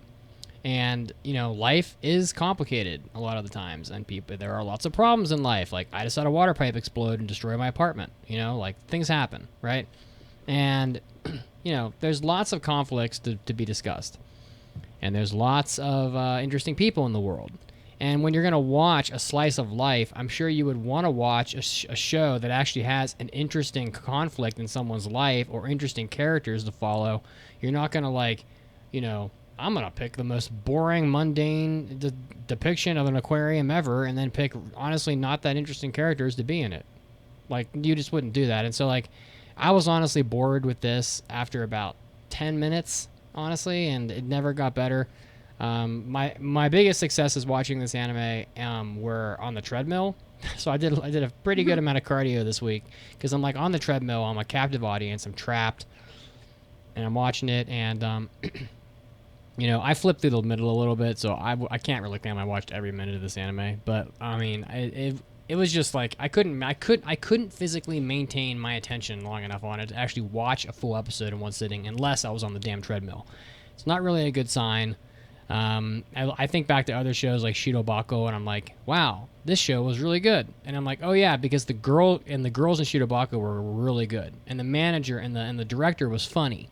And they locked him in a cage and made him do his work, and you know, and the art animation studio was a lot of fun, and they went and ate ramen together. I don't know, it's just a lot, you know, a lot more interesting. In this anime, I don't even find the characters to be particularly compelling. Like, you know, some highly trained idol girl who, like, dances and does lots of working out all the time because she has to be, like, basically an athlete on stage while she sings, isn't gonna fucking fall and slip into a water tank meant for dolphins while she's dropping fish out of a bucket. Like, give me a fucking break. I that feel was like fine. that That was fine. It's stupid, like, though. It's like, this isn't what life looks I can't like. exactly remember how cartoonishly dumb that was if she did fall into the water, like, very silly-like. You know what I mean? But, I mean, it's slippery. Silly. She's never done it before. You got, you know, penguins pecking at you. And, yeah. I will say that it was freaking stupid that they had a complete newcomer feed a group of penguins for the very first time all together in front of an audience. I feel like that was already pretty dumb. I think there were much more egregious aspects, but Yeah. whatever it is that if took you out we're of the going to be experience. focusing on the penguin feeding scene, that will be it. I mean, according to the internet, penguins are not remotely aggressive towards humans. So I don't even think they'd be pecking But, like, her. if you're feeding them, they're going to be a little more Well, excited. fuck, have they never eaten before? Like, you know, if I have An animal does that. if I have a dog and it hasn't eaten in 6 days and I hold a steak out, it's gonna go shit crazy. But if I hold a steak out to a dog that ate, like, you know, 8 hours ago, it's not gonna, like, dive on top of me and maul me to death. If they're trained, yes, but these are guess. penguins. Anyway, I don't know shit about penguins. I just know that a girl wouldn't fall in a water tank. Anyway, so I would not recommend it. I mean, slice of life is tough enough for me, but, like, honestly, I'm just not the audience. And if I was talking to someone who is, like, loves slice of life, there's a million other shows that are way better. I'd rather watch the Sweetness and Lightning anime. I'd rather watch like Holy Mia. I'd rather watch, you know, fucking anything else. So I can't really say I'd recommend it. It's just not for me. Now, one thing that we were talking about before is, does this equate to the awfulness that you put us through with Remain and Realist Hero? Is the fact that I made you watch You want to debate that real quick? Sure. I mean, I would just say that, you know, Remain had conflicts in it and had at least some, like, action scenes with sports. The And soap opera issues were pretty entertaining. I will say that. And Realist Hero was at least short. So, but if you want to say that Realist Hero is the one that I sped up compared to any other show. That's the only show that I had to speed my way through because it was so boring. if you want to say that Realist Hero plus Remain is as painful as the two cores that were Personally, awkward yes. anime trope of white sand, then we can call it even. How about that? Clean slate. Okay. All right, sure. Handshake. Sure. Too slow. Sorry. Virtual- Oh, too slow. Oh my Got you in the god. face there. Got with him. My open hand. All right. Fell for the oldest trope in the book. Are we ready for spoilers? I think Sure. so. Spoilers are coming. Oh my god! Yeah, Captain Where do Amber we says a start? slice of life is SOL. Pretty much. That's how I I feel. want to start, if you'll allow me, with saying that I Please. actually liked the beginning of this. Okay. Like Yeah, the first I also. episode, I was kind of pulled in. We had the short-haired, moped-riding, fish-wielding tomboy cutie saying like, if you do the right thing, things will work out. And I just felt so invigorated by the life that PA Works brings to their shows. Like, they tell stories with the attire and apparel of their characters that most other anime studios don't even think about. They just say, oh, these are the clothes they wear, and that's what they wear. But like, And they for also example, made it. They also made it with the setting of Okinawa, and they didn't make it like, oh, this is what tourist Okinawa is. Like, no, they are like just the townies of Okinawa. but for example, like Fuka, like she leaves Tokyo wearing these like unworn like red pumps, and she replaces them with like this woven frayed natural sun hat for a journey from like a failed dream of like Tokyo to the humble countryside. And she gets that hat again when she like finally moves on. Like, or the way she like meets the fortune teller early on, and the fortune teller is like trying to con her, and she has her like veil up, but as they connect she removes the veil, and it turns out like her nail color matches that of Fuka's outfit, and that is like a connection. And they have all these little through lines told through just what the characters wear, and I love that. And I love the use of water in the show. How obviously they live by it, the fish live in it. She has like a heat stroke, and the water is used to cool her body. Like the loan sharks are coming by, and they spray them with water to like scare them. Like when the baby comes later, the water breaks. Like when things aren't going well, they fall into water. Like they have all these great through lines and ways of telling a story beyond just what the characters say to one another. And all of that is thrown out the window with the most boring, just standard, amateurish writing across the characters, the plot, and it just devolved into episode after episode of nothingness. Yep. That's a good way to put it. What is the deal with all of the weird, like, fucking hallucinations they seem to have, like, in the damn aquarium?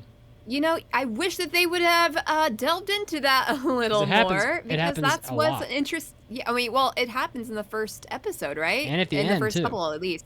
And well, yeah, and that was something like, oh, that's interesting. Is it some sort of Tripping balls. tie-in with the god that they keep praying to that shows up, doesn't say anything sometimes, and I'm like thinking to myself, okay, I want to learn more about this. Yeah, they give you And then fucking... they just hint at it, and they don't tell you, like they don't go into it. You know, the They hotel... even talk about it being like a feature for this aquarium to keep it from closing, which was really dumb of this girl saying like, let's have an event where people can see their illusions, and she doesn't even know how it works, and so she puts it out on their social media. I'm like, Yeah. what were Yeah. you thinking with that? Yeah, That's it's such like- a dumb Super- idea. The supernatural elements go nowhere.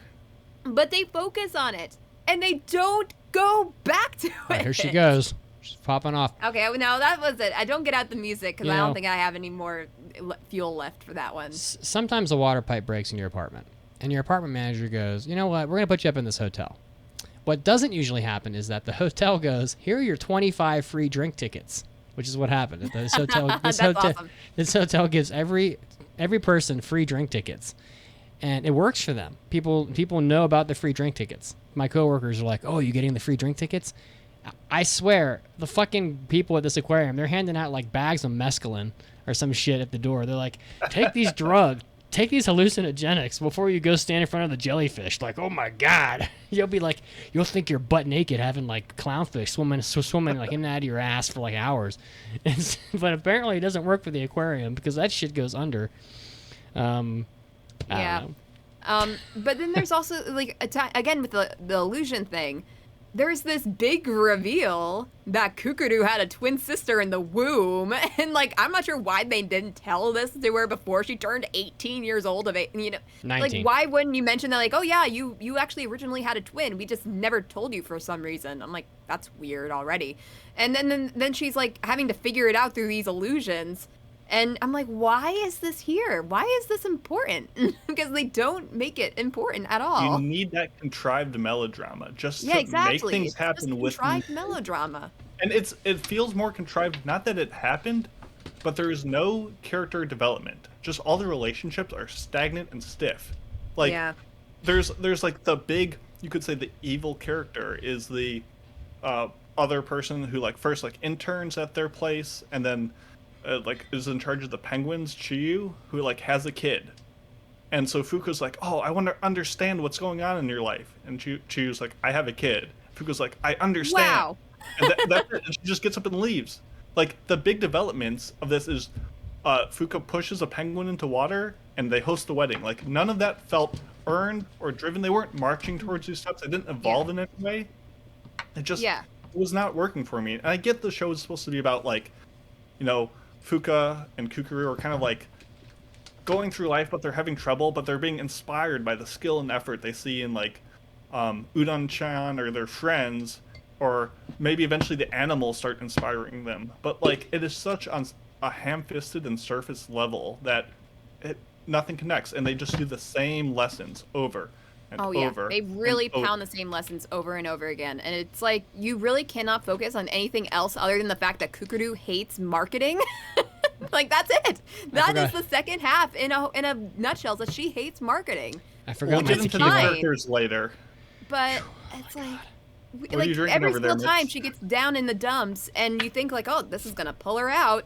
She gets down in the dumps again, which I guess is like real life, but it just feels so monotonous, like over and over again. Like you don't do anything new. You guys are making me relive the horrors of the last week, and I had PTSD, and I thought I'd go get the bottle of Tequila El Jefe Reyes. Oh, there we go. You want to pass some? Tequila Blanco right here. Tequila Blanco. Nice. Mitch is feeling like a real first penguin right now. Out of the Dragon Ball Z Saiyans, you know. Oh, very nice. Shot glass. It's sipping tequila. And I will say, like, I did like the little bit of like aquarium life. Like, I like learning about the relationships that penguins have of like different genders and ages. I like learning about like the bumblefoot. I like near the end we see how they moved animals from one tank to another. I was like, neat, awesome. Show like, us moments of that were that. cool. I didn't need 20 episodes of these characters acting the same way with the same relationships, and I didn't need. I almost thought I was dumb for not expecting the standard episode 7 beach episode. But even then, I learned something about the native Okinawan swimwear. I'm like, oh, that's cool. I learned a little bit about their culture. Clothes. Except it was at the cost of this like slow pan following all the curves of Fuka's body as she like trounces through a school of fish. To say nothing of the cosplay episode that comes later. Like, I think the problem I had wasn't so much, oh, people sometimes slip and fall and it looks a little silly in anime. It was more of, we see the show with a clearly incompetent director or people who don't know what's going on. And I'm like, oh, that would never work. Like, they're so bad at their jobs. And you expect the show to, like, subvert you and be like, no, the power of their just aspirations really came through. But no, they do bad things, and then it doesn't work out. And I'm just like, I told you. Like, I knew this was a bad idea. Why did anyone go along with this? And it's kind of frustrating. Yeah. I mean, also let's talk about how, like, these aquariums seem constantly understaffed, despite the fact that this one character, like that attendant that comes to do a training session with the Gama Gama Aquarium, she's like, aquarium jobs are so hard to get these days. And they say that the new aquarium, Tingarla, has like a ton of staff, but literally Tingarla seems so understaffed because they are giving so much work to Kukuru, who is a new marketing person, and like literally everything goes through her. Like literally every single thing she does. And this assistant director or whatever just never does a single thing. He does not lift a single ass finger. He is just typing on his computer constantly. We don't even know what he does. We get a whole backstory of, oh, it's okay, he used to be a banker and it made him sad. I'm like, that was the worst his whole character arc. He's like, okay. A freaking asshole. I swear, the second core is just people acting annoying or being a massive asshole, because those are the two character tropes in the second half. If you had penguins conchoing your asshole every day, you'd be pissed off too. Okay, so like, sorry, go ahead. I just didn't.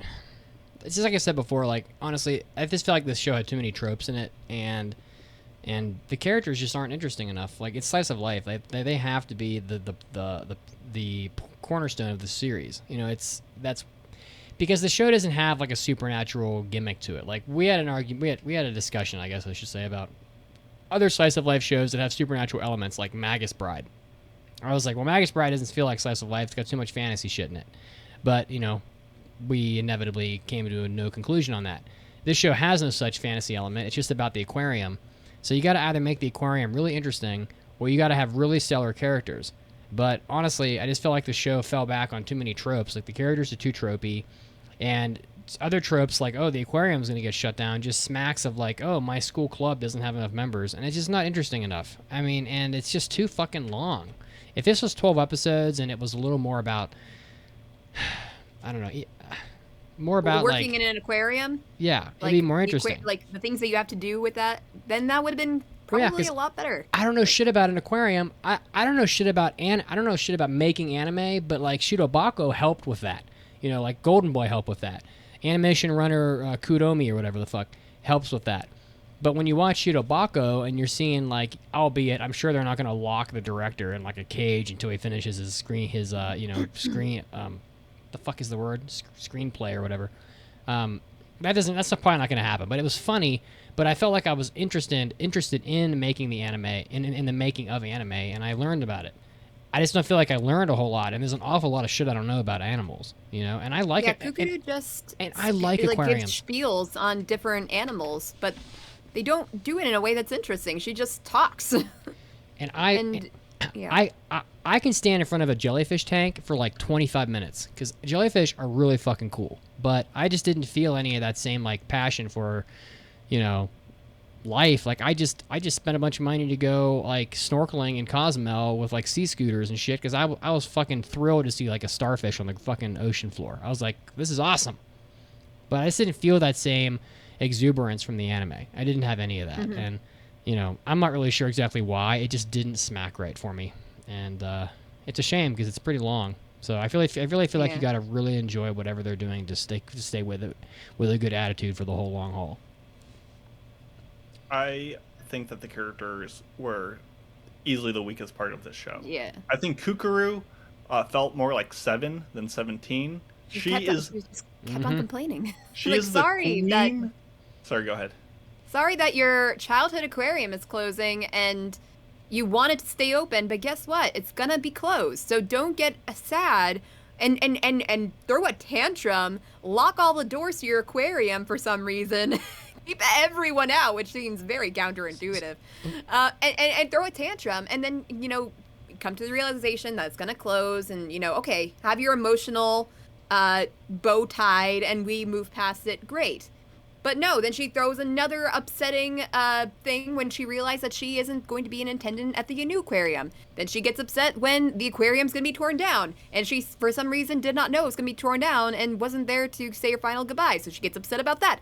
Then, the massive part is, she leaves her job for several days without telling anyone, which would automatically get you fired. I don't care if you're having a temper tantrum. If you're going to up and leave your job, of which you are an extremely important member of, by the way, you have got to at least call. You do not rely on your friends to tell them, hey, she's having a massive emotional breakdown right now. Sorry, she won't be at work for a few days, which would automatically be very bad for you. Yeah, I don't live in that world. That is not how the world works, Kukuru. You have got to grow up. Well, of course not, but like little girls who act like they're 10 years younger than I was bitching about how like a director isn't going to be a 12-year-old girl, right? And then I found out she was 19 and I was like, are you fucking kidding? Like there's no way. Like she acts like she's 12. She reacts to everything. Going around on a motorcycle? And she throws her hands up to her hair and like reacts to everything in life that way. Yeah. In episode 20, they say it. She never grows up, and she's like, "I was being a baby." Yeah, you were being a baby for the entire show, and it was annoying. Does she end up being the director of the second aquarium? No, she's just in the marketing department. I was going to say, she decides that marketing isn't that bad, and I get the whole, you didn't get the job you want. Life doesn't always give you exactly what you want, but you can reassess, you can find new talents and new appreciation and move on. That's not a bad story beat. But it's told through a character that I don't care about her success, and I'm almost actively like, I just stop. Up until the very last episode, she hated this job, and then she found out that she actually kind of likes it. Because she hosted a wedding, and she gave basically. people cards that said, "Hey, you're a pufferfish," and she's like, "Wow, I guess I can be cool." And Fuka is not. It's just uninteresting. Like literally the only interesting thing that Fuka ever did the entire show is she's eating an ice cream cone, and someone's like, "Oh, let me see your hands," and she just puts the ice cream in her mouth to hold it while her hands like that was it. She just held her ice cream with her mouth. Everything else was just a wet blanket of, I don't know anything. Oh, I guess there is sea life. Wow, sea life is cool. Oh, I guess there is pollution. That's kind of a bummer. That was so dumb. Like, I realized that in an show about an aquarium, you're probably going to talk about the environmental issues facing the oceans. And I was expecting that. But they literally do it in the last few episodes. And they talk about it as if you're telling a fourth grader what's going on with the ocean to Fuka. And I'm like, Fuka, you should know. You should know that animals die from the things that are in the oceans. You should not be this surprised by it. And then she like bases her entire reasoning on why she wants to go to the special training program in Hawaii. Because like, I would like to learn more about the environmental issues facing our aquatic life. And I'm like, no, you can learn more about, you can get your basic information from Google. You do not need an all paid trip to Hawaii to do this. She got a job over a postdoctorate because she said, I will dress up like a dolphin and ask kids if they know anything. And she's like, well, I don't know anything. So how about that? So dumb. Like, this show is full of characters that compare people to fish all the time, and that would be quirky in another show like Shirobako, but it feels so weird. And all the dialogue in this show, multiple characters will be like, this is a terrible idea, ... is what I would like to say. I know. But actually, it's a good idea. The Udon does it, the head nurse does it, the wedding planner does it. It happens recurring. And it just, I feel like I'm laying into the show too hard, because really, at the end of the day, it's not that... No. It's like awful. Aggravating. It's just why are so they many doing cracks. this? And it's we all could hidden. do better, is what we're thinking. And it's all under like a really good-looking show. Like, besides some understandably CG mad-looking fish, like it's a nice-looking show. Their illusions, I like the red outlines, very No Game No Life inspired. Like, it's a nice show. The production is fine. The ED visuals are whack. I don't know what they were going for with that, but the production, it has a huge staff list. It just doesn't do anything with it. I don't know. I feel like I could go on forever, but like, just like the show itself, I don't want to do that to you guys. Another one on the long list of characters that are like, why are you like this? It was that attendant that came to Gamma Gamma for training, and she was such a bitch. And then she keeps on being a bitch. And then they ask, like, why are you being such a bitch? And then they find out that she has a child, and like, oh my god, you have a child. Suddenly, they don't see her as a bitch anymore. I'm like, no, she's horrible. Like, this wasn't, I don't know. It's really disappointing because the anime looks really good. Yeah. It has some scenes in it that are, like, much more impressive than most anime that we see. Like in the end, when they dump all the fish into the fish tank and they're all swirling around. I know it's CG probably, but it looks really good. I had no issue with how it looked. I had no issue with how it sounded. It's just not. It's just a slice of life that's assembled with a bad cast. And unfortunately, you can't, like, if it was a shonen show, you almost expect that. It's like, oh, these guys are just gonna have no personality and they're just gonna fight each other. You know, that happens a lot of the time, I feel like. But it still ends up working. You know, like, let's not. I'm gonna take a risk here. Let's not act like all the characters in Demon Slayer have like these vibrant, glowing personalites, because they don't. Mm-hmm. You know, like the one guy. They are shonen characters. Yeah, they're shonen characters. Not much more than that. You don't really need them to be amazing. This anime will be horrible if it doesn't have good characters, and they were just so, and that's unfortunate, and that's pretty much, But and that's Demon Slayer. It plays stereotypically, but you still laugh when you see Nosuke. You still are angry when you see Zenitsu. You're like, oh, Nezuko's cute, like whatever, but like she does have her moments. She changes. Like Kai is just, he likes Kukuru. Kuya is just a guy who is scared likes of alcohol girls. And doesn't like girls. Yeah, like Guden like puts food in the freezer and has a wife. Like it is so, and they are that way for 24 painstaking episodes. And I get that they're supporting casts, but everyone is just so, like I'll say it again, stagnant. So just There's unevolving. one guy with in the second core with the glasses that he keeps on pushing up and doing that stereotypical anime glare thing. He literally does it several times an episode, and it's like, I get it, you're playing on this, but it's not funny one bit. And then he keeps on making references to fish. Stop making that your entire personality of lens glares. They're and all fish. tripping balls. They're all tripping balls, and they're like, "You're a fish. You're a fish. You're a dolphin." You're a It's like, plankton. they're tripping balls, and everybody in there is fucking high. And the one girl sees her dead parents at the end. I'm like, the fuck are you looking at? You're in a goddamn aquarium. Why are you seeing your dead parents? I don't. Only good character was the idol junior. She was cool.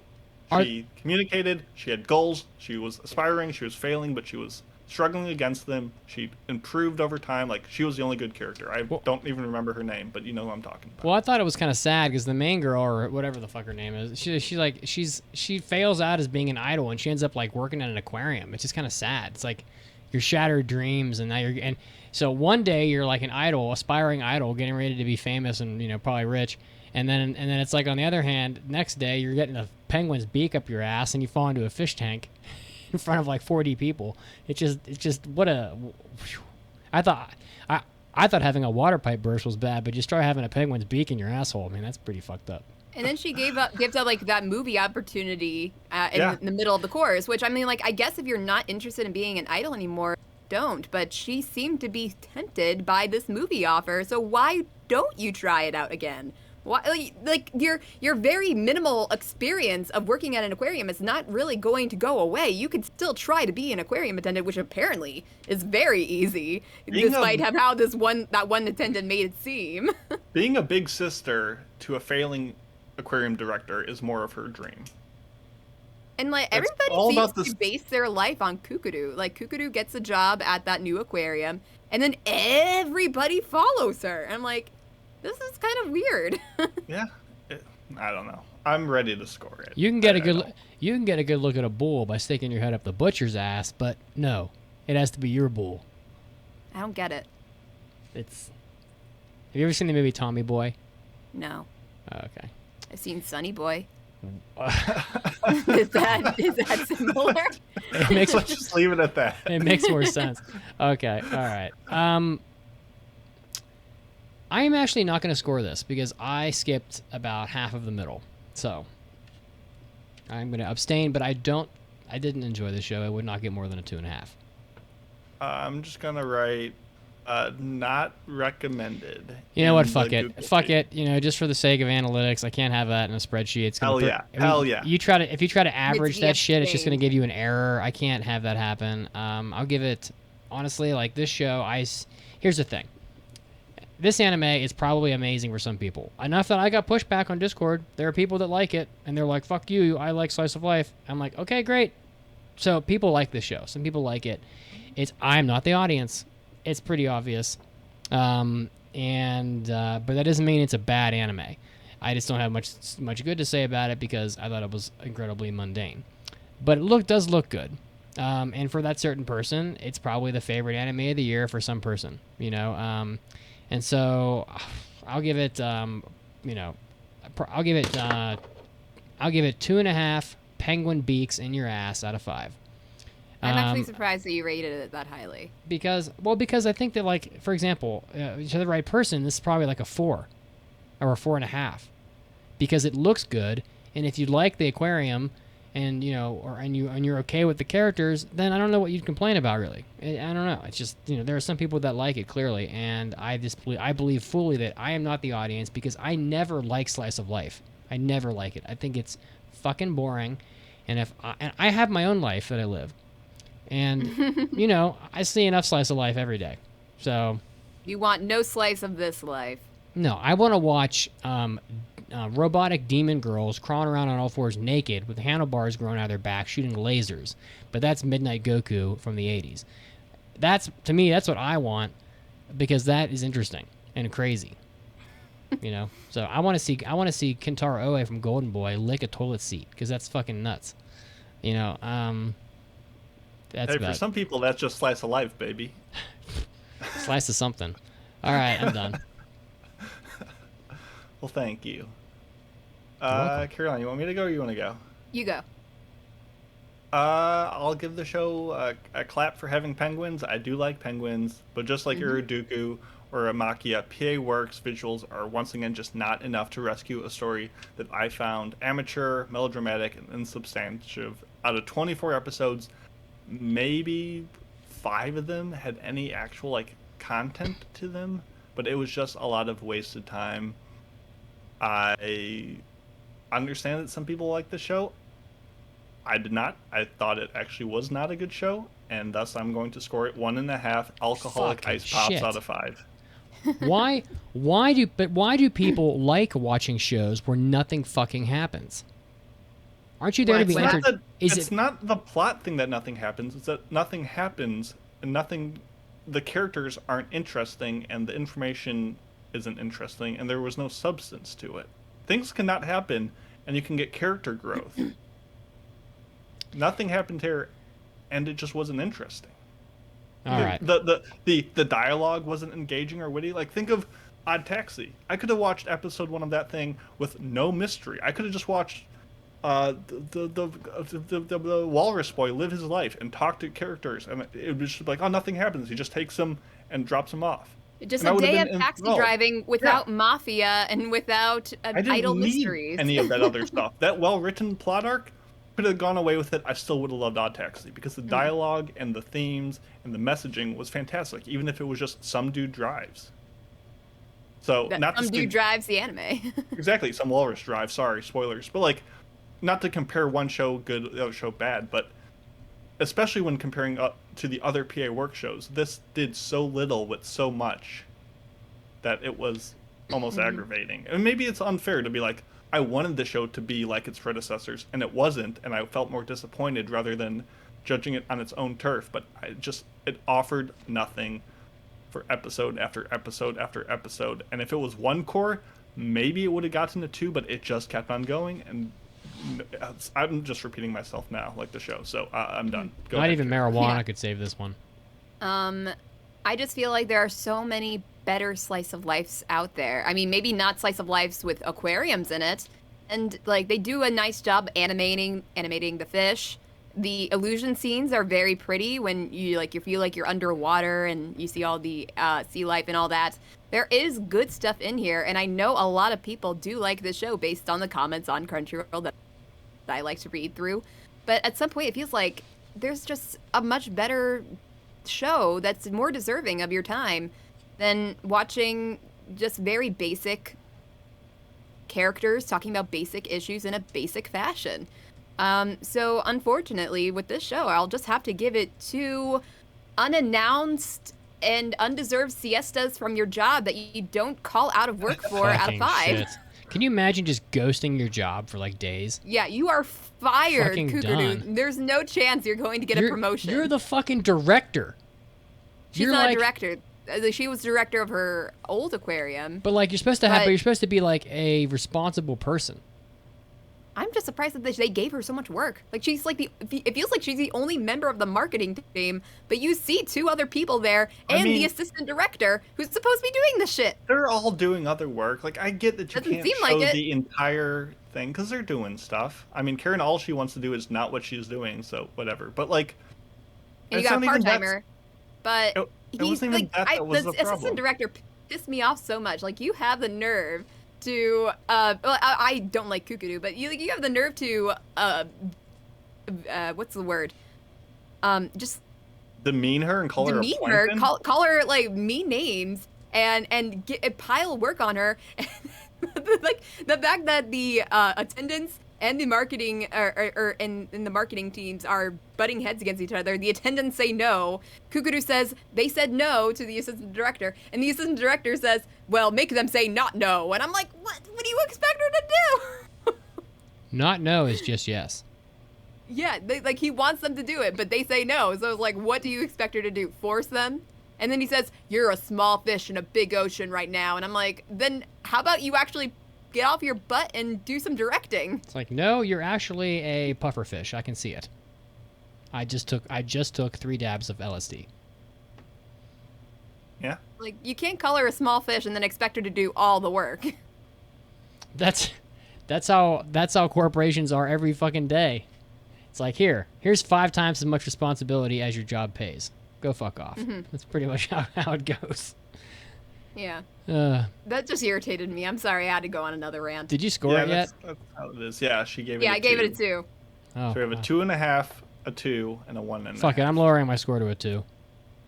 So I guess we are like at a 1.8. I was just trying to be nice. I had no reason. It's going to a 2. It's going to a 2 either way. It's up to you, Mitz. Yeah, I'm lowering my score to a 2 because I was bored. So you're the not whole the fucking only time. like you don't want to be the person who liked it the best. I was just trying to be Exactly. nice for the people who actually like the anime. You were giving it leeway, but as a slice of life fan, this was not it. I think I would have rather watched this girl being a fucking idol.